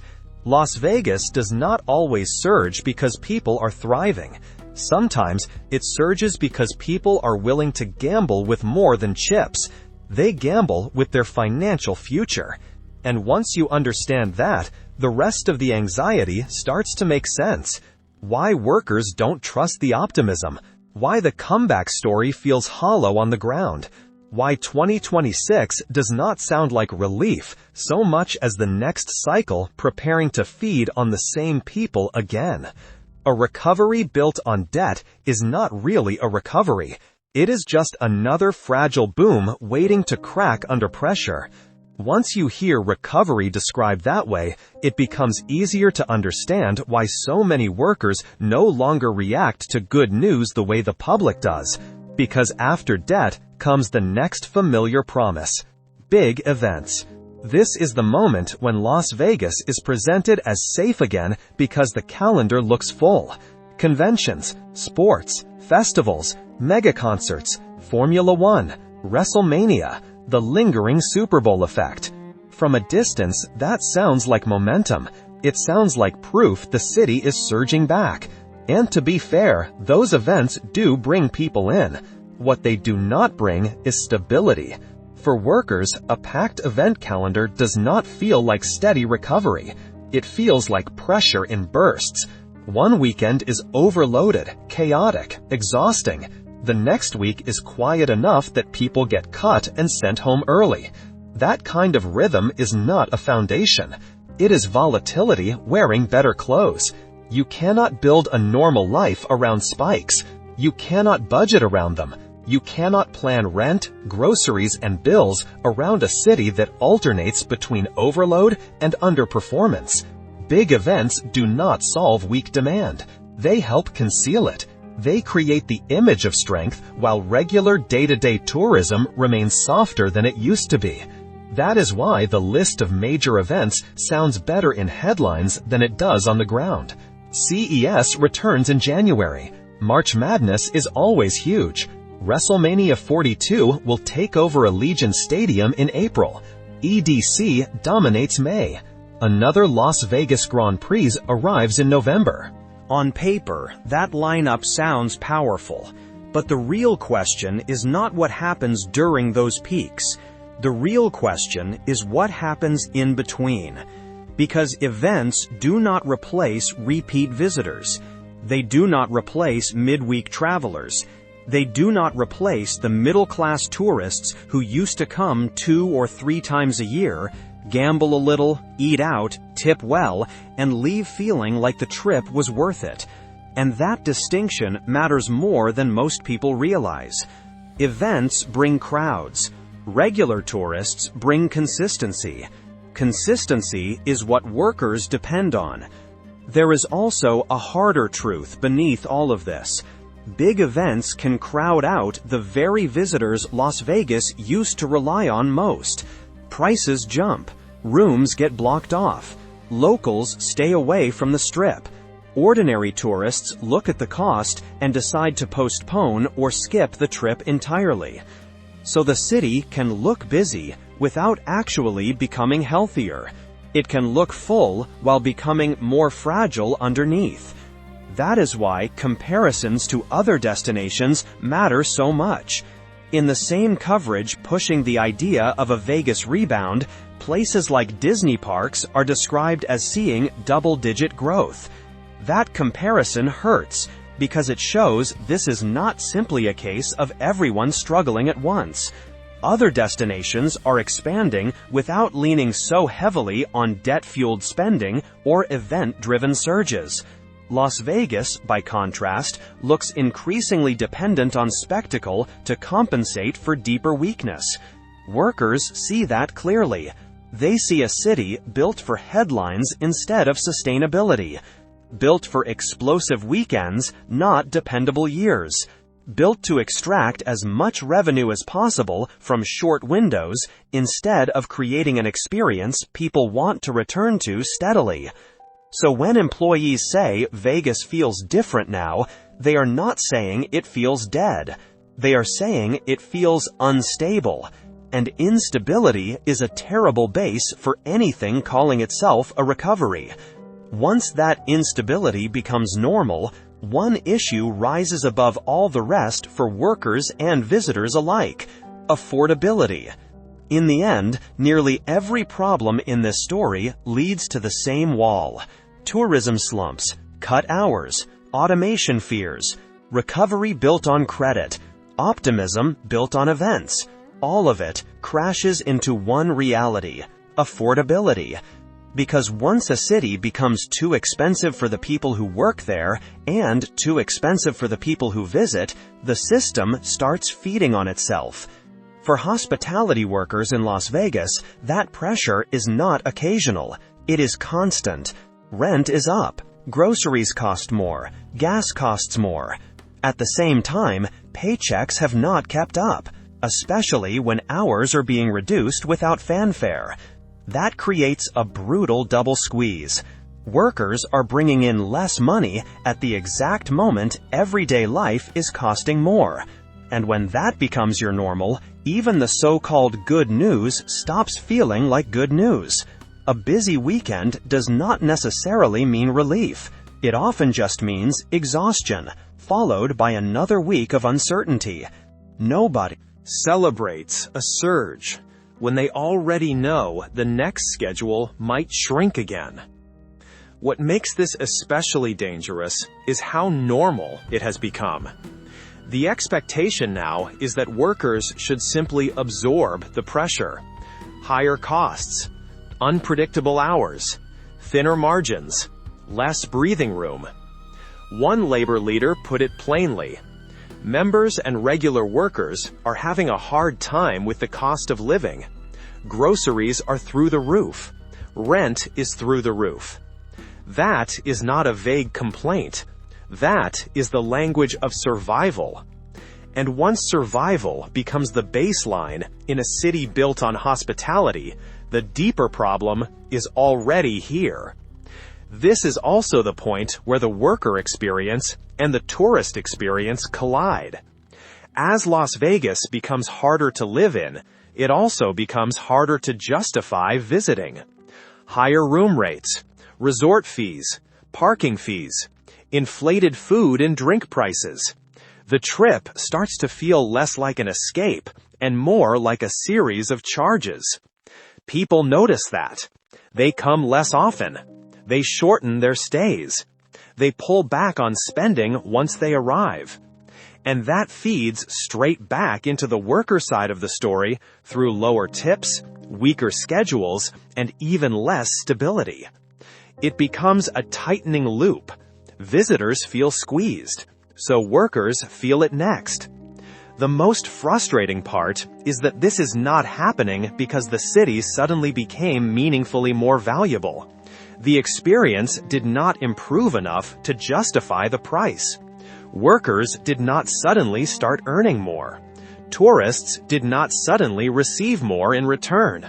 The burden shifted upward, and everyone below was told to adjust. That is why the recovery narrative rings hollow to so many people living this in real time. A city that depends on credit to bring visitors back, leans on major events to hide volatility, and squeezes workers to protect margins is not solving its underlying problems. It is delaying them. And delay has a cost. For workers, it means living with permanent financial strain. For tourists, it means asking whether Las Vegas is even worth the money anymore. When both groups begin asking that question at the same time, that is not a passing slump. That is a warning sign. The real issue is no longer whether Las Vegas can manufacture another busy year. The real issue is whether it can build a future that does not depend on workers stretching themselves thinner and visitors stretching their credit even further just to take part. That is what makes employee concern so important. It is not panic. It is not overreaction. It is a signal. And that brings us to the final part of the story. By this point, the reason so many Las Vegas employees are uneasy should be impossible to dismiss. And calling that concern fear-mongering misses the point entirely.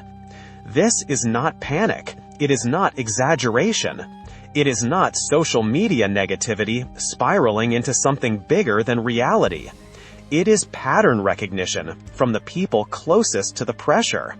Hospitality workers are not building forecasts. From a distance, they are reading the city through foot traffic, through schedules, through tips, through paychecks, through the quiet signals that appear long before official reports fully catch up. And what they are reading right now is not confidence. It is not stability. It is not the feeling of a city that has found solid ground again. They are watching hours get cut quietly, instead of jobs disappearing loudly. They are seeing automation creep further into the system, while staffing freezes become easier to normalize. They are hearing recovery described in terms of debt instead of security. They are watching Las Vegas lean harder on major events, while ordinary tourism still looks fragile underneath. None of that feels like a healthy comeback when you are the one living inside it. Put all of those signals together, and the picture becomes much harder to soften. This is not what real recovery feels like on the ground. A real recovery is obvious to the people doing the work.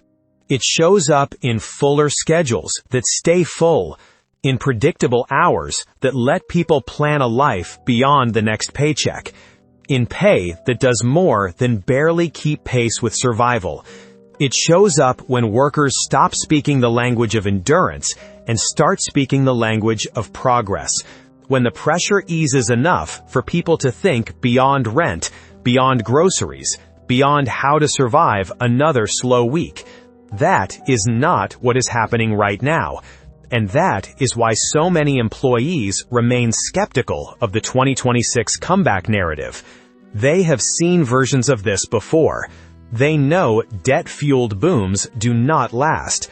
They know event-driven spikes create noise, not permanence. They know that when the cycle tightens again, workers are usually the first people forced to absorb the impact. What makes this moment especially revealing is how openly those mechanics are being described.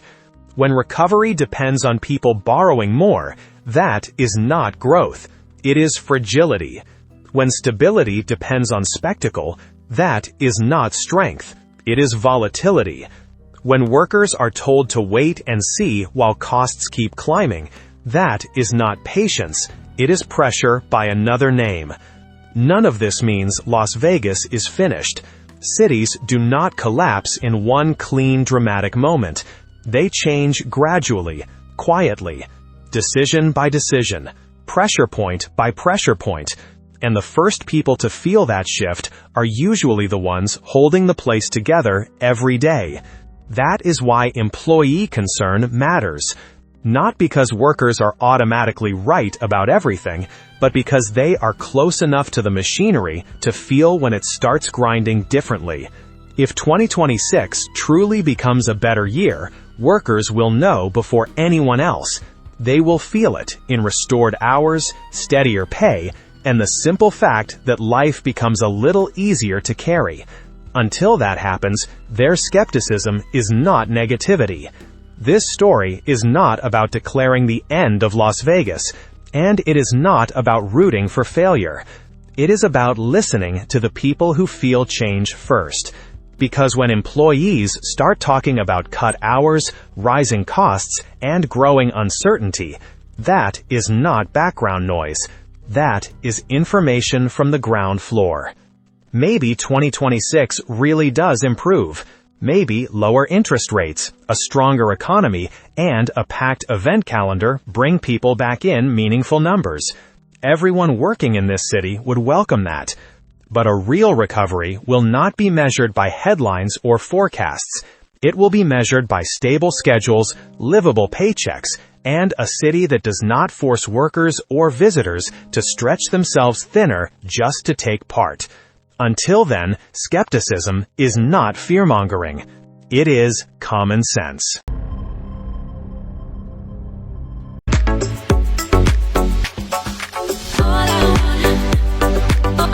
Las Vegas is not just getting more expensive.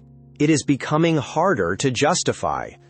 Why are tourists pulling away from the city that once made ordinary people feel rich for a weekend?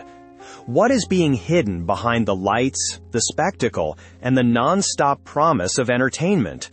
Who is really benefiting while visitors pay more, receive less, and leave with the feeling that something essential has been stripped out of the experience?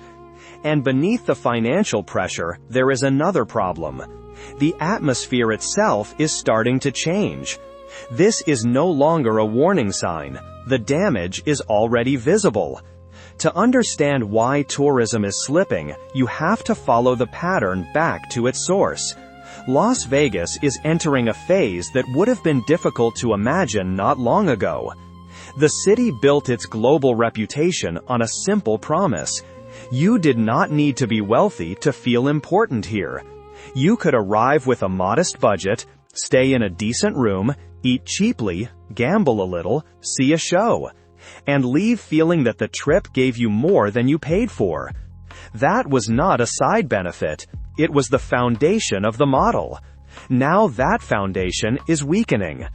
Across social media, travel discussions, interviews, and local coverage, the same complaint keeps surfacing. Vegas no longer feels worth the cost. What used to feel accessible now feels overpriced. What used to feel exciting now feels calculated. Tourists are not simply spending more. They are feeling that they are getting less in return. And that shift is beginning to damage the city in a deeper way. One of the clearest signs came from Bill Hornbuckle, the CEO of MGM Resorts. He admitted that the resorts on the Strip had lost control of the narrative. He said they had become disconnected from consumers badly enough that even a bottle of water had turned into a $12 item. That statement mattered, because it confirmed that the frustration is no longer just an outsider complaint. The industry itself knows something has gone wrong. The tourists are saying the same thing even more directly. One visitor from Canada said prices had gone through the roof, especially over the last year or so.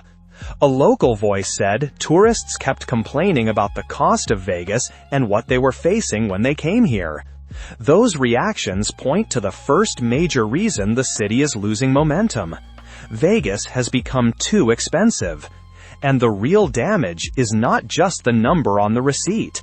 It is the feeling behind it. A city can charge more if people believe the value is still there. Las Vegas built its success on that balance. Cheap food, cheap rooms, cheap shows, and the feeling that the average visitor was still welcome. But when basic items start feeling absurdly expensive, visitors change their behavior. They gamble less, they spend more time off the Strip, they cut the trip shorter. Eventually, they stop returning. That is why this matters so much. Las Vegas has not lost attention. It has not lost recognition. It has not even lost the ability to attract people. What it is beginning to lose is trust. And once a city built on repeat visitors starts losing trust, the decline becomes much harder to reverse. If rising prices created the frustration, parking fees turned that frustration into resentment. Because very few things make people feel unwelcome faster than being charged before the experience has even begun. In Las Vegas now, that is exactly what happens. Before a tourist reaches a casino floor, before a local meets friends for dinner, before anyone orders a drink or touches a slot machine, the meter is already running. In some cases, it is $25 just to park. Not valet, not a premium event, not a special upgrade, just the cost of arriving. That matters because Las Vegas used to understand a basic truth. The city made money by making entry feel easy. Get people through the door. Make them comfortable. Let them relax. Let them spend where it counts. On gaming, on food, on entertainment, on time on property. Parking fees reversed that logic. They put friction at the front end of the experience, right where Vegas once offered welcome. Locals describe it as price gouging, and that should worry every major operator on the Strip. Locals know Vegas is expensive. They know the city runs on tourism. They understand the business better than outsiders do. So, when people who grew up around the Strip, worked around it, and supported it for years start saying they avoid it, the issue is no longer minor. It is structural. Because the damage is not only financial, it is psychological. The fee sends a message. We do not care why you are here. We do not care if you are gambling, dining, or helping keep the local economy alive.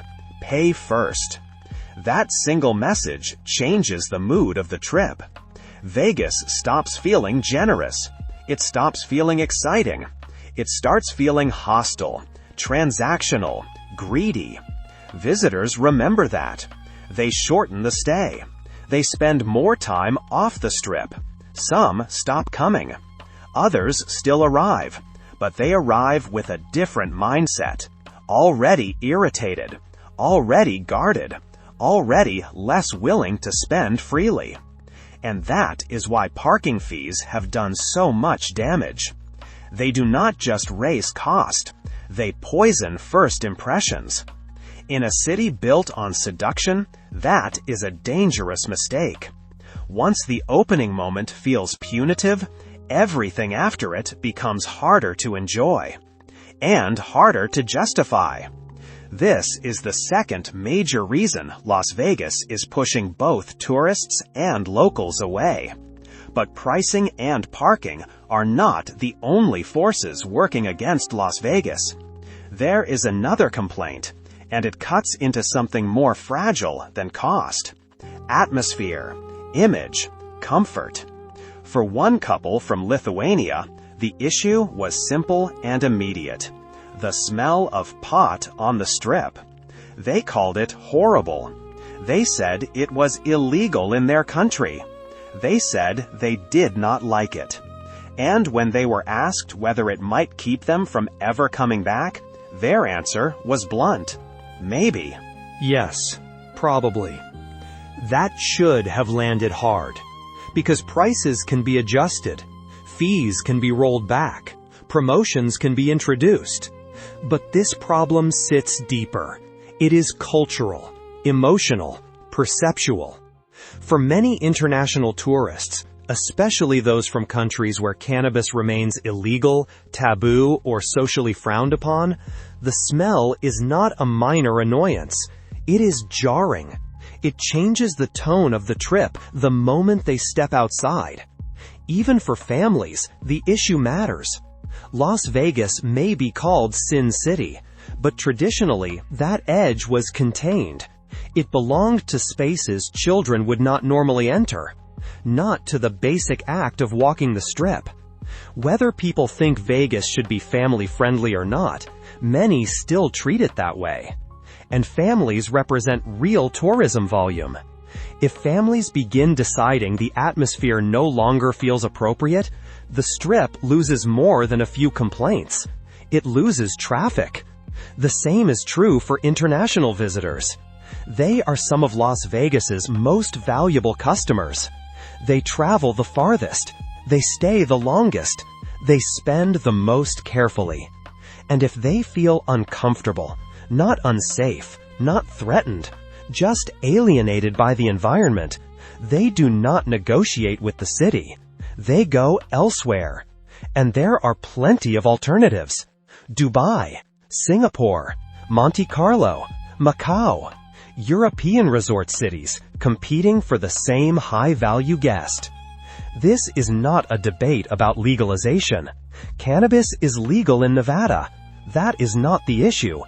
The issue is that Las Vegas has not managed the consequence well. If the smell becomes one of the first things visitors notice, ahead of the lights, the luxury, and the excitement, then the city has a branding problem. The polished image starts to crack. The atmosphere feels less glamorous, less controlled, less refined than what people imagined before they arrived.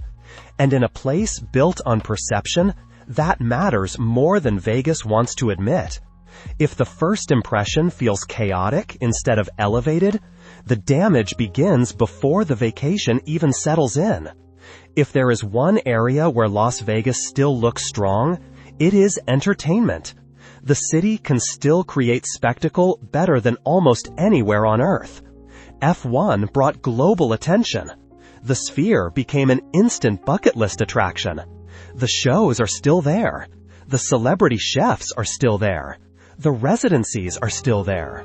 One visitor said they liked the shows and used to come when Celine Dion was the regular. Another said they were going to see the Sphere next month. That enthusiasm is real. People still want to love Las Vegas.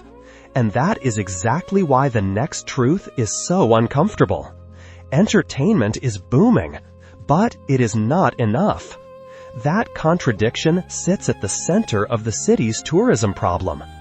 Visitors can still be impressed by the scale, the creativity, the feeling that something huge is always happening nearby. They can still plan a trip around F1, the Sphere, a major concert, a sports weekend, or a special event. That only Vegas can deliver. But once that excitement collides with the cost of the overall trip, the calculation changes. The city still produces spikes, big weekends, sold-out attractions, packed casinos after major events. But spikes are not the same as steady loyalty. Old Vegas did not survive on one-time spectacle. It survived on repeat visitors. People who came back 2 or 3 times a year because the experience felt affordable, fun, and consistently worth it. That pattern is starting to erode. Modern Vegas is becoming a special occasion city. People come once for the Sphere, once for F1, once for a Super Bowl-level atmosphere or a giant concert. They come for the headline moment, the unforgettable image, the once-in-a-lifetime experience. But they do not return as casually as they used to. They stay for less time. They gamble less. They treat the city like a major purchase instead of a regular escape. That is the weakness hidden beneath the spectacle. Entertainment can attract attention. It can generate headlines. It can flood social media with awe. But it cannot erase the feeling that everything around the experience has become too expensive. It cannot make people forget resort costs, inflated food prices, and parking fees that sour the mood before the fun even starts. Vegas can still dazzle. That part has not disappeared. But dazzling people is not the same as keeping them loyal. If the best show in the city still leaves someone thinking about a $60 breakfast, then entertainment is no longer carrying the weight it once could. And that is exactly what seems to be happening now. When tourists complain, Las Vegas can dismiss it as visitor frustration. When influencers complain, the city can pretend it is just another wave of online noise. But when locals start saying the same thing, the signal becomes harder to ignore. Because locals are not outsiders passing through for a weekend. They are the people who work in the casinos, fill the restaurants, support the theaters, and understand what this city feels like when it is healthy. Right now, many of them sound fed up. That matters because Las Vegas has always depended on locals more than the Strip likes to admit. They help keep businesses alive during slow periods. They are part of the workforce, part of the customer base, part of the social fabric holding the city together. So when lifelong residents say they avoid the Strip because of price gouging, that is not a casual complaint. It is a warning from the people most qualified to recognize one. Locals remember what Las Vegas used to be, a city that welcomed them, a city that rewarded loyalty, a city where even if you did not spend much, you still felt appreciated. That emotional contract mattered. It helped turn the Strip into more than just a tourist corridor. It made it part of local life. Now that feeling is slipping. Parking fees hit locals especially hard because they are the ones who once treated the Strip casually. Dinner after work, drinks with friends, a show on a weeknight, a quick visit without turning it into a major financial decision. But when that simple outing begins with a $25 charge, the relationship changes. What used to feel spontaneous now feels penalized. And once locals pull back, the Strip becomes something it was never supposed to be. A tourist trap floating in the desert. Locals sense the shift early because they see the city repeatedly, not just through one vacation. They can feel when Las Vegas stops prioritizing hospitality and starts prioritizing extraction. Everything feels monetized. Everything feels engineered to capture one more dollar. The guest experience starts to feel secondary.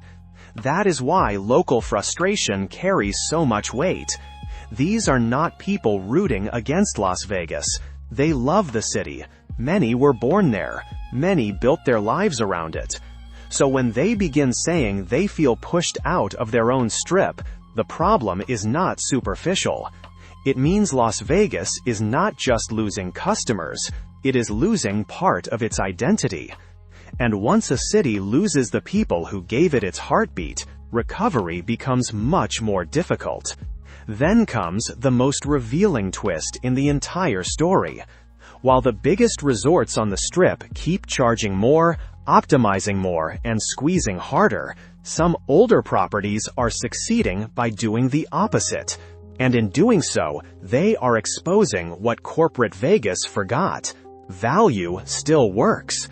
That idea becomes clear with places like Circus Circus and South Point. Circus Circus has returned to old-school bingo with paper cards, no computers. No futuristic system. No over-designed reinvention. Just paper. Like the old days. And people respond to it, not because paper bingo is revolutionary, but because it feels familiar. It feels human. It feels connected to an older Las Vegas where fun mattered more than friction, and experience mattered more than aggressive monetization. South Point makes the same point even more clearly. Its general manager, Ryan, said they lose a ton of money on the buffet, but he has absolutely no intention of letting it go away, because customers love it.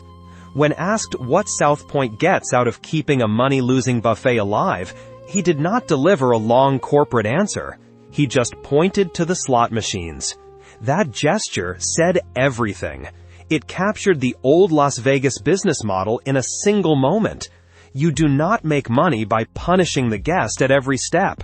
You make money by getting people in the building, keeping them comfortable, giving them something they value, and creating a reason for them to stay longer and spend willingly. That used to be common sense here. Now the Strip charges for parking, water, Wi-Fi, pool seating, and a growing list of things that once felt like part of the experience. Then it acts surprised when visitors gamble less, stay for shorter periods, and do not come back as often.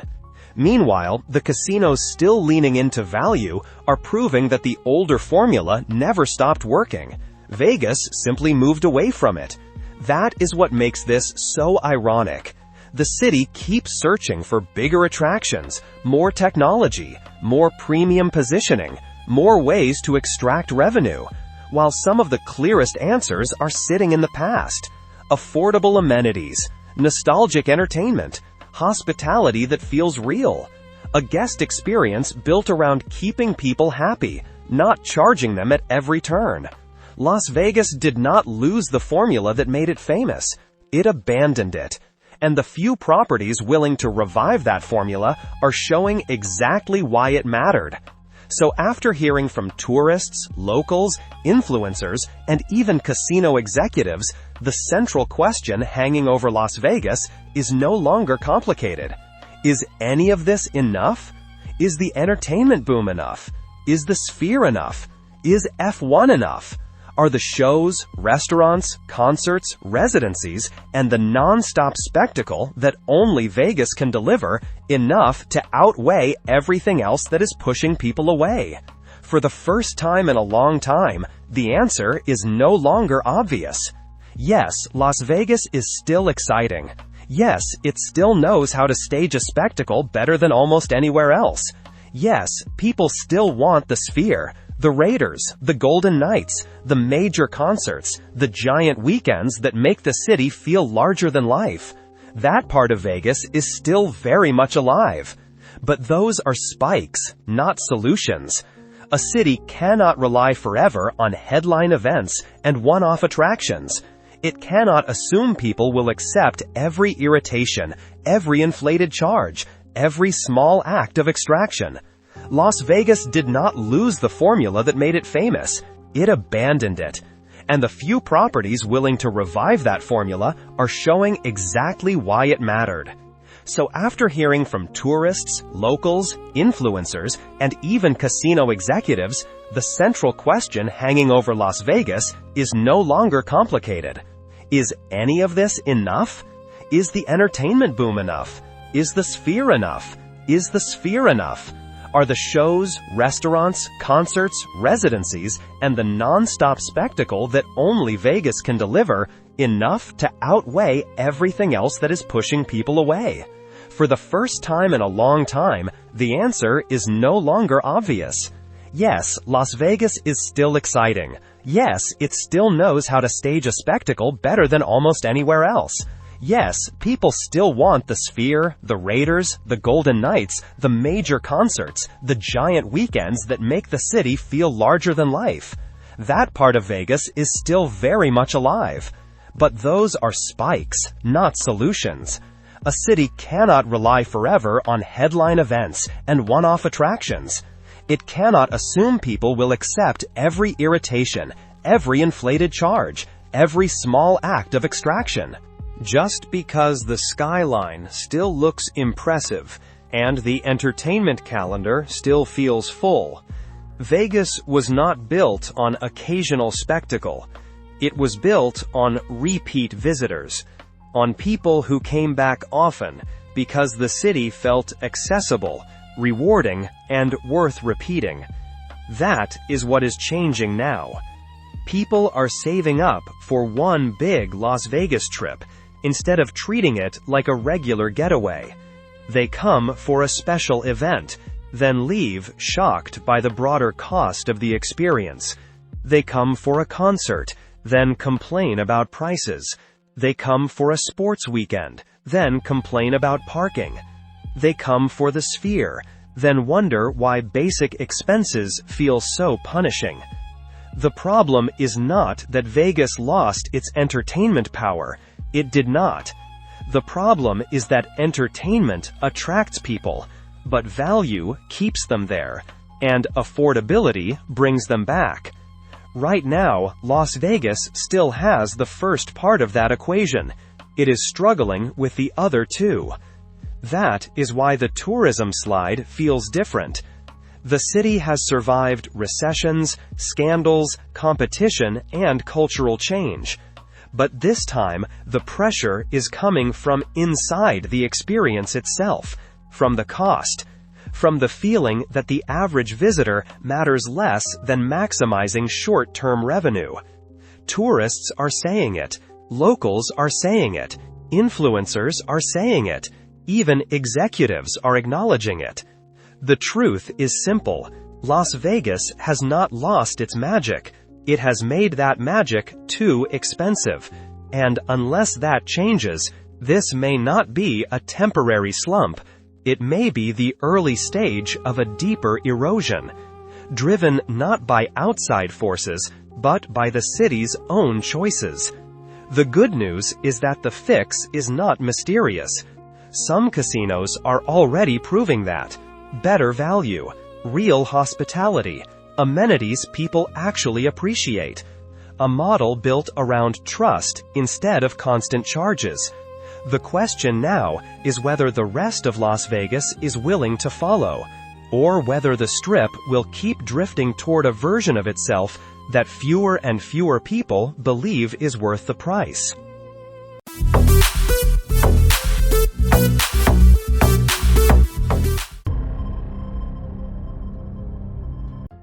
Las Vegas is not fading by accident. It is being stripped apart, piece by piece, by the same corporate logic that once promised growth and now leaves decay behind. Why are some of the most recognizable casinos on the Strip starting to feel abandoned, while headlines still celebrate gaming revenue? What is being hidden behind the language of upgrades, rebrands, and record profits? And who is really benefiting while guests pay more, workers absorb the pressure, and entire properties quietly rot in plain sight? This is no longer a warning about where Vegas might be headed. The damage is already here. To understand what is happening, we have to follow the evidence, property by property, until the pattern becomes impossible to deny. There was a time, especially through the 1980s and 1990s, when Las Vegas still operated on a simple bargain. Ordinary Americans could come here for a weekend and feel rich. A factory worker, a retired teacher, a middle-class couple with a few $100s to spare. They were not treated like an inconvenience. They were the business model. Parking was free. Buffets were everywhere. The service felt personal. The city made money by making people feel welcome first. By 2025, that arrangement is gone. In its place is a colder version of Las Vegas, one defined less by hospitality than by extraction.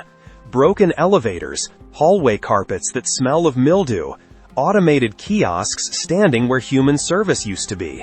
Resort fees so inflated they can rival or even exceed the room itself. The headlines keep talking about strong gambling numbers, but they do not explain the physical and emotional deterioration sitting right in front of the customer. Some of the most familiar buildings on the skyline are still standing, but many of them no longer feel alive. The Dunes is gone. The Sands is gone. The Mirage and Tropicana have already been erased. The question is no longer whether iconic casinos can disappear. The question is which ones are next. That brings us to number 5, Harrah's, a property in the center of the Strip that once represented something Vegas understood very well. It was not glamorous. It was not elite. It was not trying to compete with Bellagio or imitate Caesar's Palace. For years, Harrah's stood for practical value. A clean room, a decent meal, a straightforward stay. It served the kind of guest who wanted the Vegas experience without having to perform wealth just to enjoy it. That identity gave Harrah's a purpose. It made the place matter. Now that identity has been hollowed out by neglect. In 2024 and 2025, the surface-level ratings on platforms like TripAdvisor and Yelp may still appear survivable, at roughly 3.5 to 4 stars. But the detailed reviews tell a darker story. Smoke trapped deep in the fabrics, carpets worn down to the threads, ventilation that feels exhausted. The physical building is aging in ways regular customers can smell, see, and feel. And yet, the prices keep climbing as if the experience were moving upward, not backward. Room rates are rising by around 10 to 15% annually. Guests are being hit with $25 to $35 in daily charges just to use the mini fridge for their own water. A breakfast buffet now pushes toward $40. Those numbers are not shocking by modern Strip standards on their own. MGM does it. Wynn does it. But the difference is obvious. At Wynn, people expect to be paying for polish. At Harrah's, they are paying luxury-level add-ons for a product that increasingly feels worn out. That is where the resentment begins. Not just because Vegas is expensive, but because the value equation has collapsed. The deeper reason sits above the property itself. Caesars Entertainment has been directing large sums into places like Horseshoe and flagship assets such as Caesar's Palace, including roughly $500 million in renovation activity across 2024 and 2025. Meanwhile, Harrah's has received only the minimum required to keep operating. That decision says everything. Harrah's is not being positioned as a future asset. It is being treated like an old cash machine, useful mainly for generating revenue and helping service debt. The human consequence is already visible. According to trend data from the Nevada Gaming Control Board, the property's most loyal base, retirees and veterans, is slowly pulling away. They are not disappearing from Vegas entirely. They are downgrading, moving toward even cheaper and more distressed options like Circus Circus, because the old promise Harrah's once made no longer holds. By 2026, the outlook becomes hard to ignore. A casino on valuable land, aging from the inside, with two likely futures. It gets sold to reduce corporate debt, or it is stripped down and repurposed into a non-gaming hotel to reduce operating costs. Either way, the Harrah's people remember is already gone in everything but name. If Harrah's represents slow corporate abandonment, the next property represents something even harder to reverse. Obsolescence. Not symbolic decline, not a temporary slump. Structural obsolescence. To see it, you only have to cross the street and look at Excalibur. When MGM opened that drawbridge in 1990, this was more than another resort entering the market. It was a declaration, a bright medieval fantasy built for the family-friendly era, a castle in the desert selling the idea that Las Vegas could become something like Disneyland without losing its gaming core. For a while, that illusion worked.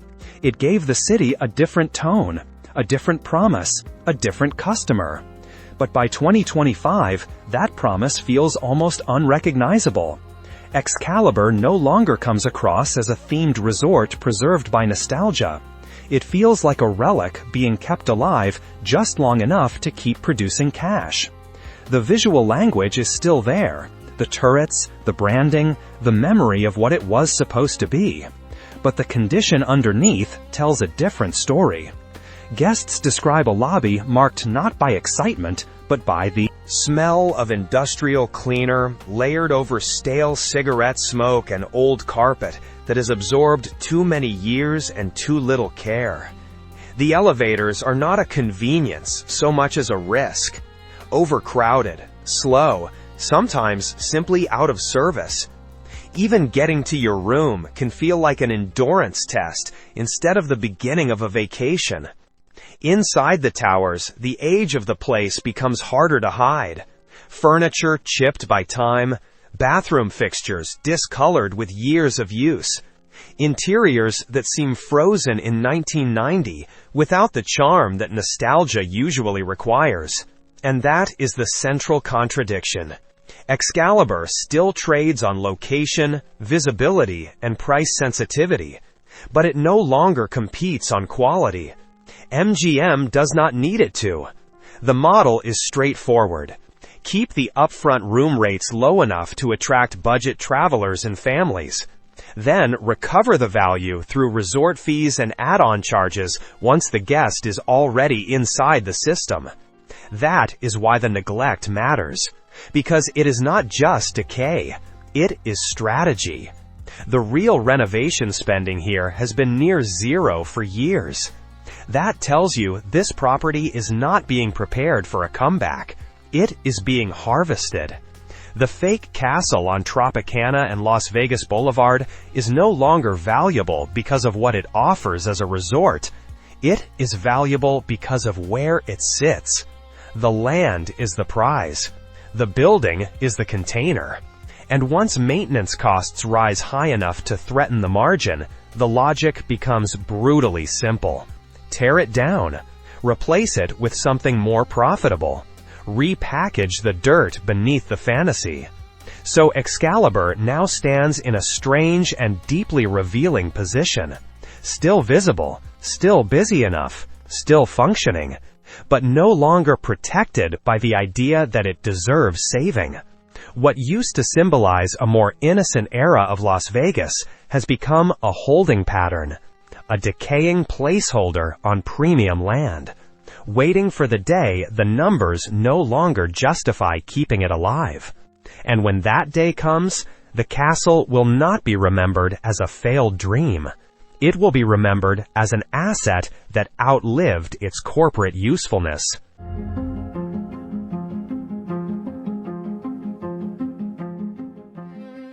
If Excalibur is a story about neglect on valuable land, the Rio is something different. It is a story about distance, timing, debt, and the brutal reality of trying to revive a property after its cultural center has already collapsed. There was a period, especially through the 1990s and early 2000s, when being off-strip was not a weakness. In some cases, it was part of the appeal, and the Rio understood that better than most. It was not just another hotel sitting away from Las Vegas. It had character. It had energy. It had a tropical identity locals actually responded to. It had one of the most famous seafood buffets in town. And for nearly 20 years, it carried something even more valuable than foot traffic. It carried relevance. The World Series of Poker turned the property into sacred ground every summer, bringing with it prestige, attention, and millions of dollars. Then that advantage disappeared. In 2022, the World Series of Poker moved to Horseshoe on the Strip. And when that happened, the Rio did not just lose an event. It lost a large part of its reason for being.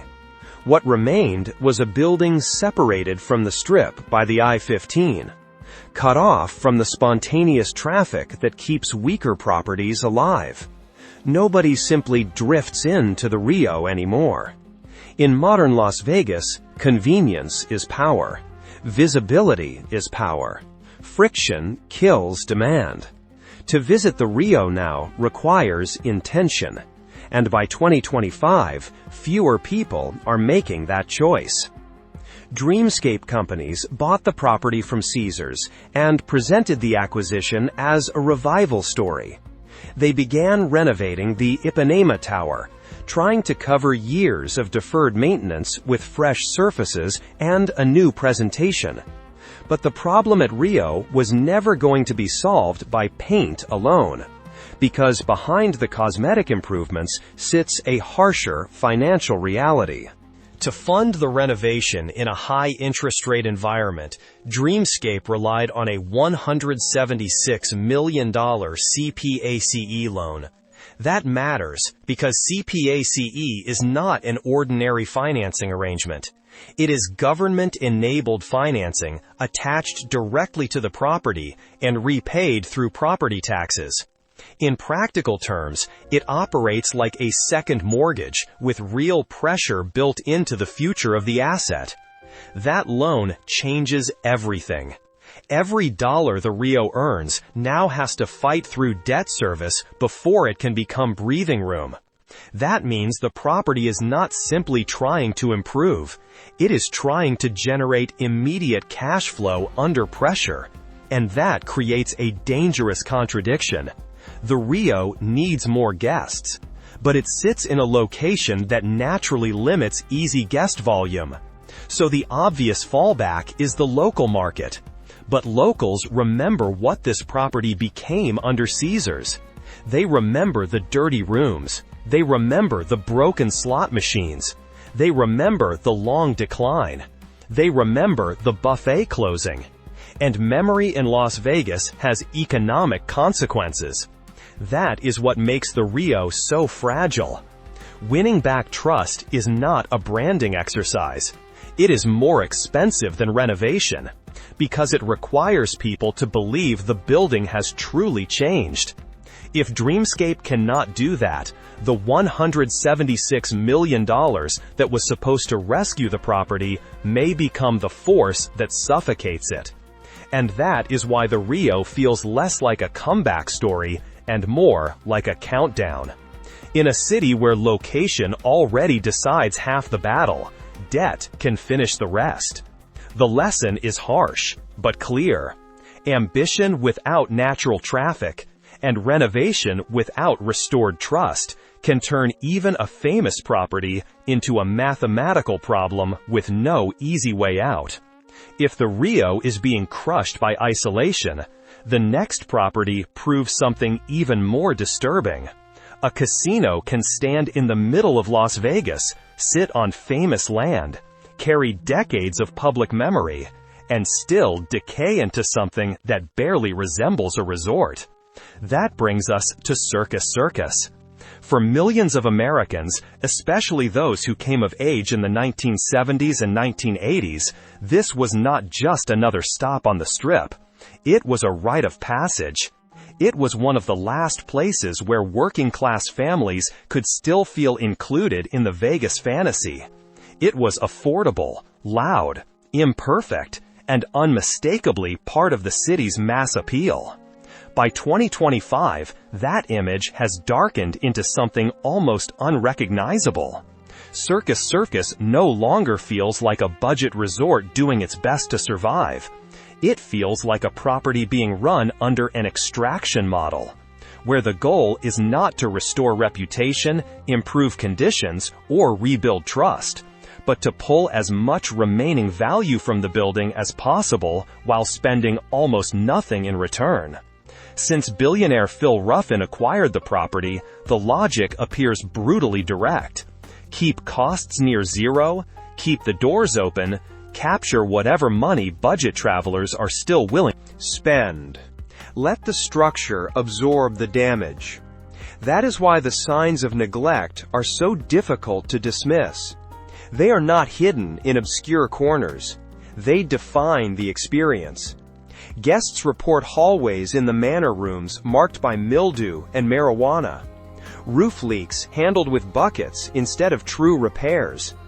Air conditioning units rattling like they are near failure. Carpets so degraded they no longer look worn, they look hazardous. And even those details are not the most alarming part, because the deeper issue is no longer comfort, it is safety. Throughout 2024 and into 2025, the property has faced repeated reports of security failures, including theft, fights, and a broader atmosphere of disorder after dark. That matters, because when a casino reduces security staffing to save payroll costs, it is not simply managing expenses more aggressively. It is transferring risk directly onto guests. The decision moves beyond poor hospitality and into something more serious. A family property that once represented affordability begins to feel like a place people warn each other about. That is not normal decline. That is reputational collapse. And yet the business logic underneath remains coldly rational. Circus Circus occupies valuable land on the North Strip. If the land appreciates enough over time, the property itself becomes secondary. The building can be left to age, left to weaken, left to produce revenue until the numbers finally support demolition. In that model, deterioration is not a failure of strategy. It is part of the timeline. A property can keep operating in unacceptable condition because its future value lies not in restored hospitality, but in eventual redevelopment. That is what makes Circus Circus more than a sad story about an old casino. It is a warning about what happens when land value matters more than guest experience, and when a famous property is treated less like a public-facing business than like a used asset being run until the wheels come off. The tragedy is not only that the building is declining, it is that the decline appears tolerable to ownership, as long as the cash still comes in. That is why Circus Circus feels less like a resort in trouble and more like a liability clock still ticking. If Circus Circus shows what happens when a property is allowed to decay in public, the final entry shows something even more consequential. What happens when a historic resort is not left to rot, but deliberately erased? We arrive at the Mirage. And this is where the argument stops being abstract, because the Mirage was not just another casino on the Strip. When Steve Wynn opened it in 1989, he did not merely launch a new hotel. He changed the trajectory of Las Vegas itself. Before the Mirage, Las Vegas was still widely understood as a cheaper gambling destination. After the Mirage, it became something larger, more ambitious, more globally recognizable. The property proved that a mega resort could operate as Entertainment environment.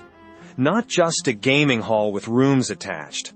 In that sense, the Mirage did not simply succeed within modern Las Vegas, it helped invent modern Las Vegas.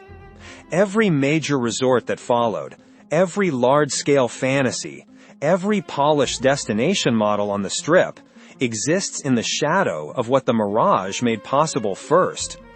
That is why what happened next matters so much. In July 2024, the Mirage closed for the final time. The volcano that had defined the front of the property for 35 years did not fade into retirement. It was marked for demolition. The resort itself, one of the most historically significant properties of its era, was not preserved as a landmark of the city's transformation. It was cleared to make room for a new guitar-shaped hotel under the Hard Rock brand.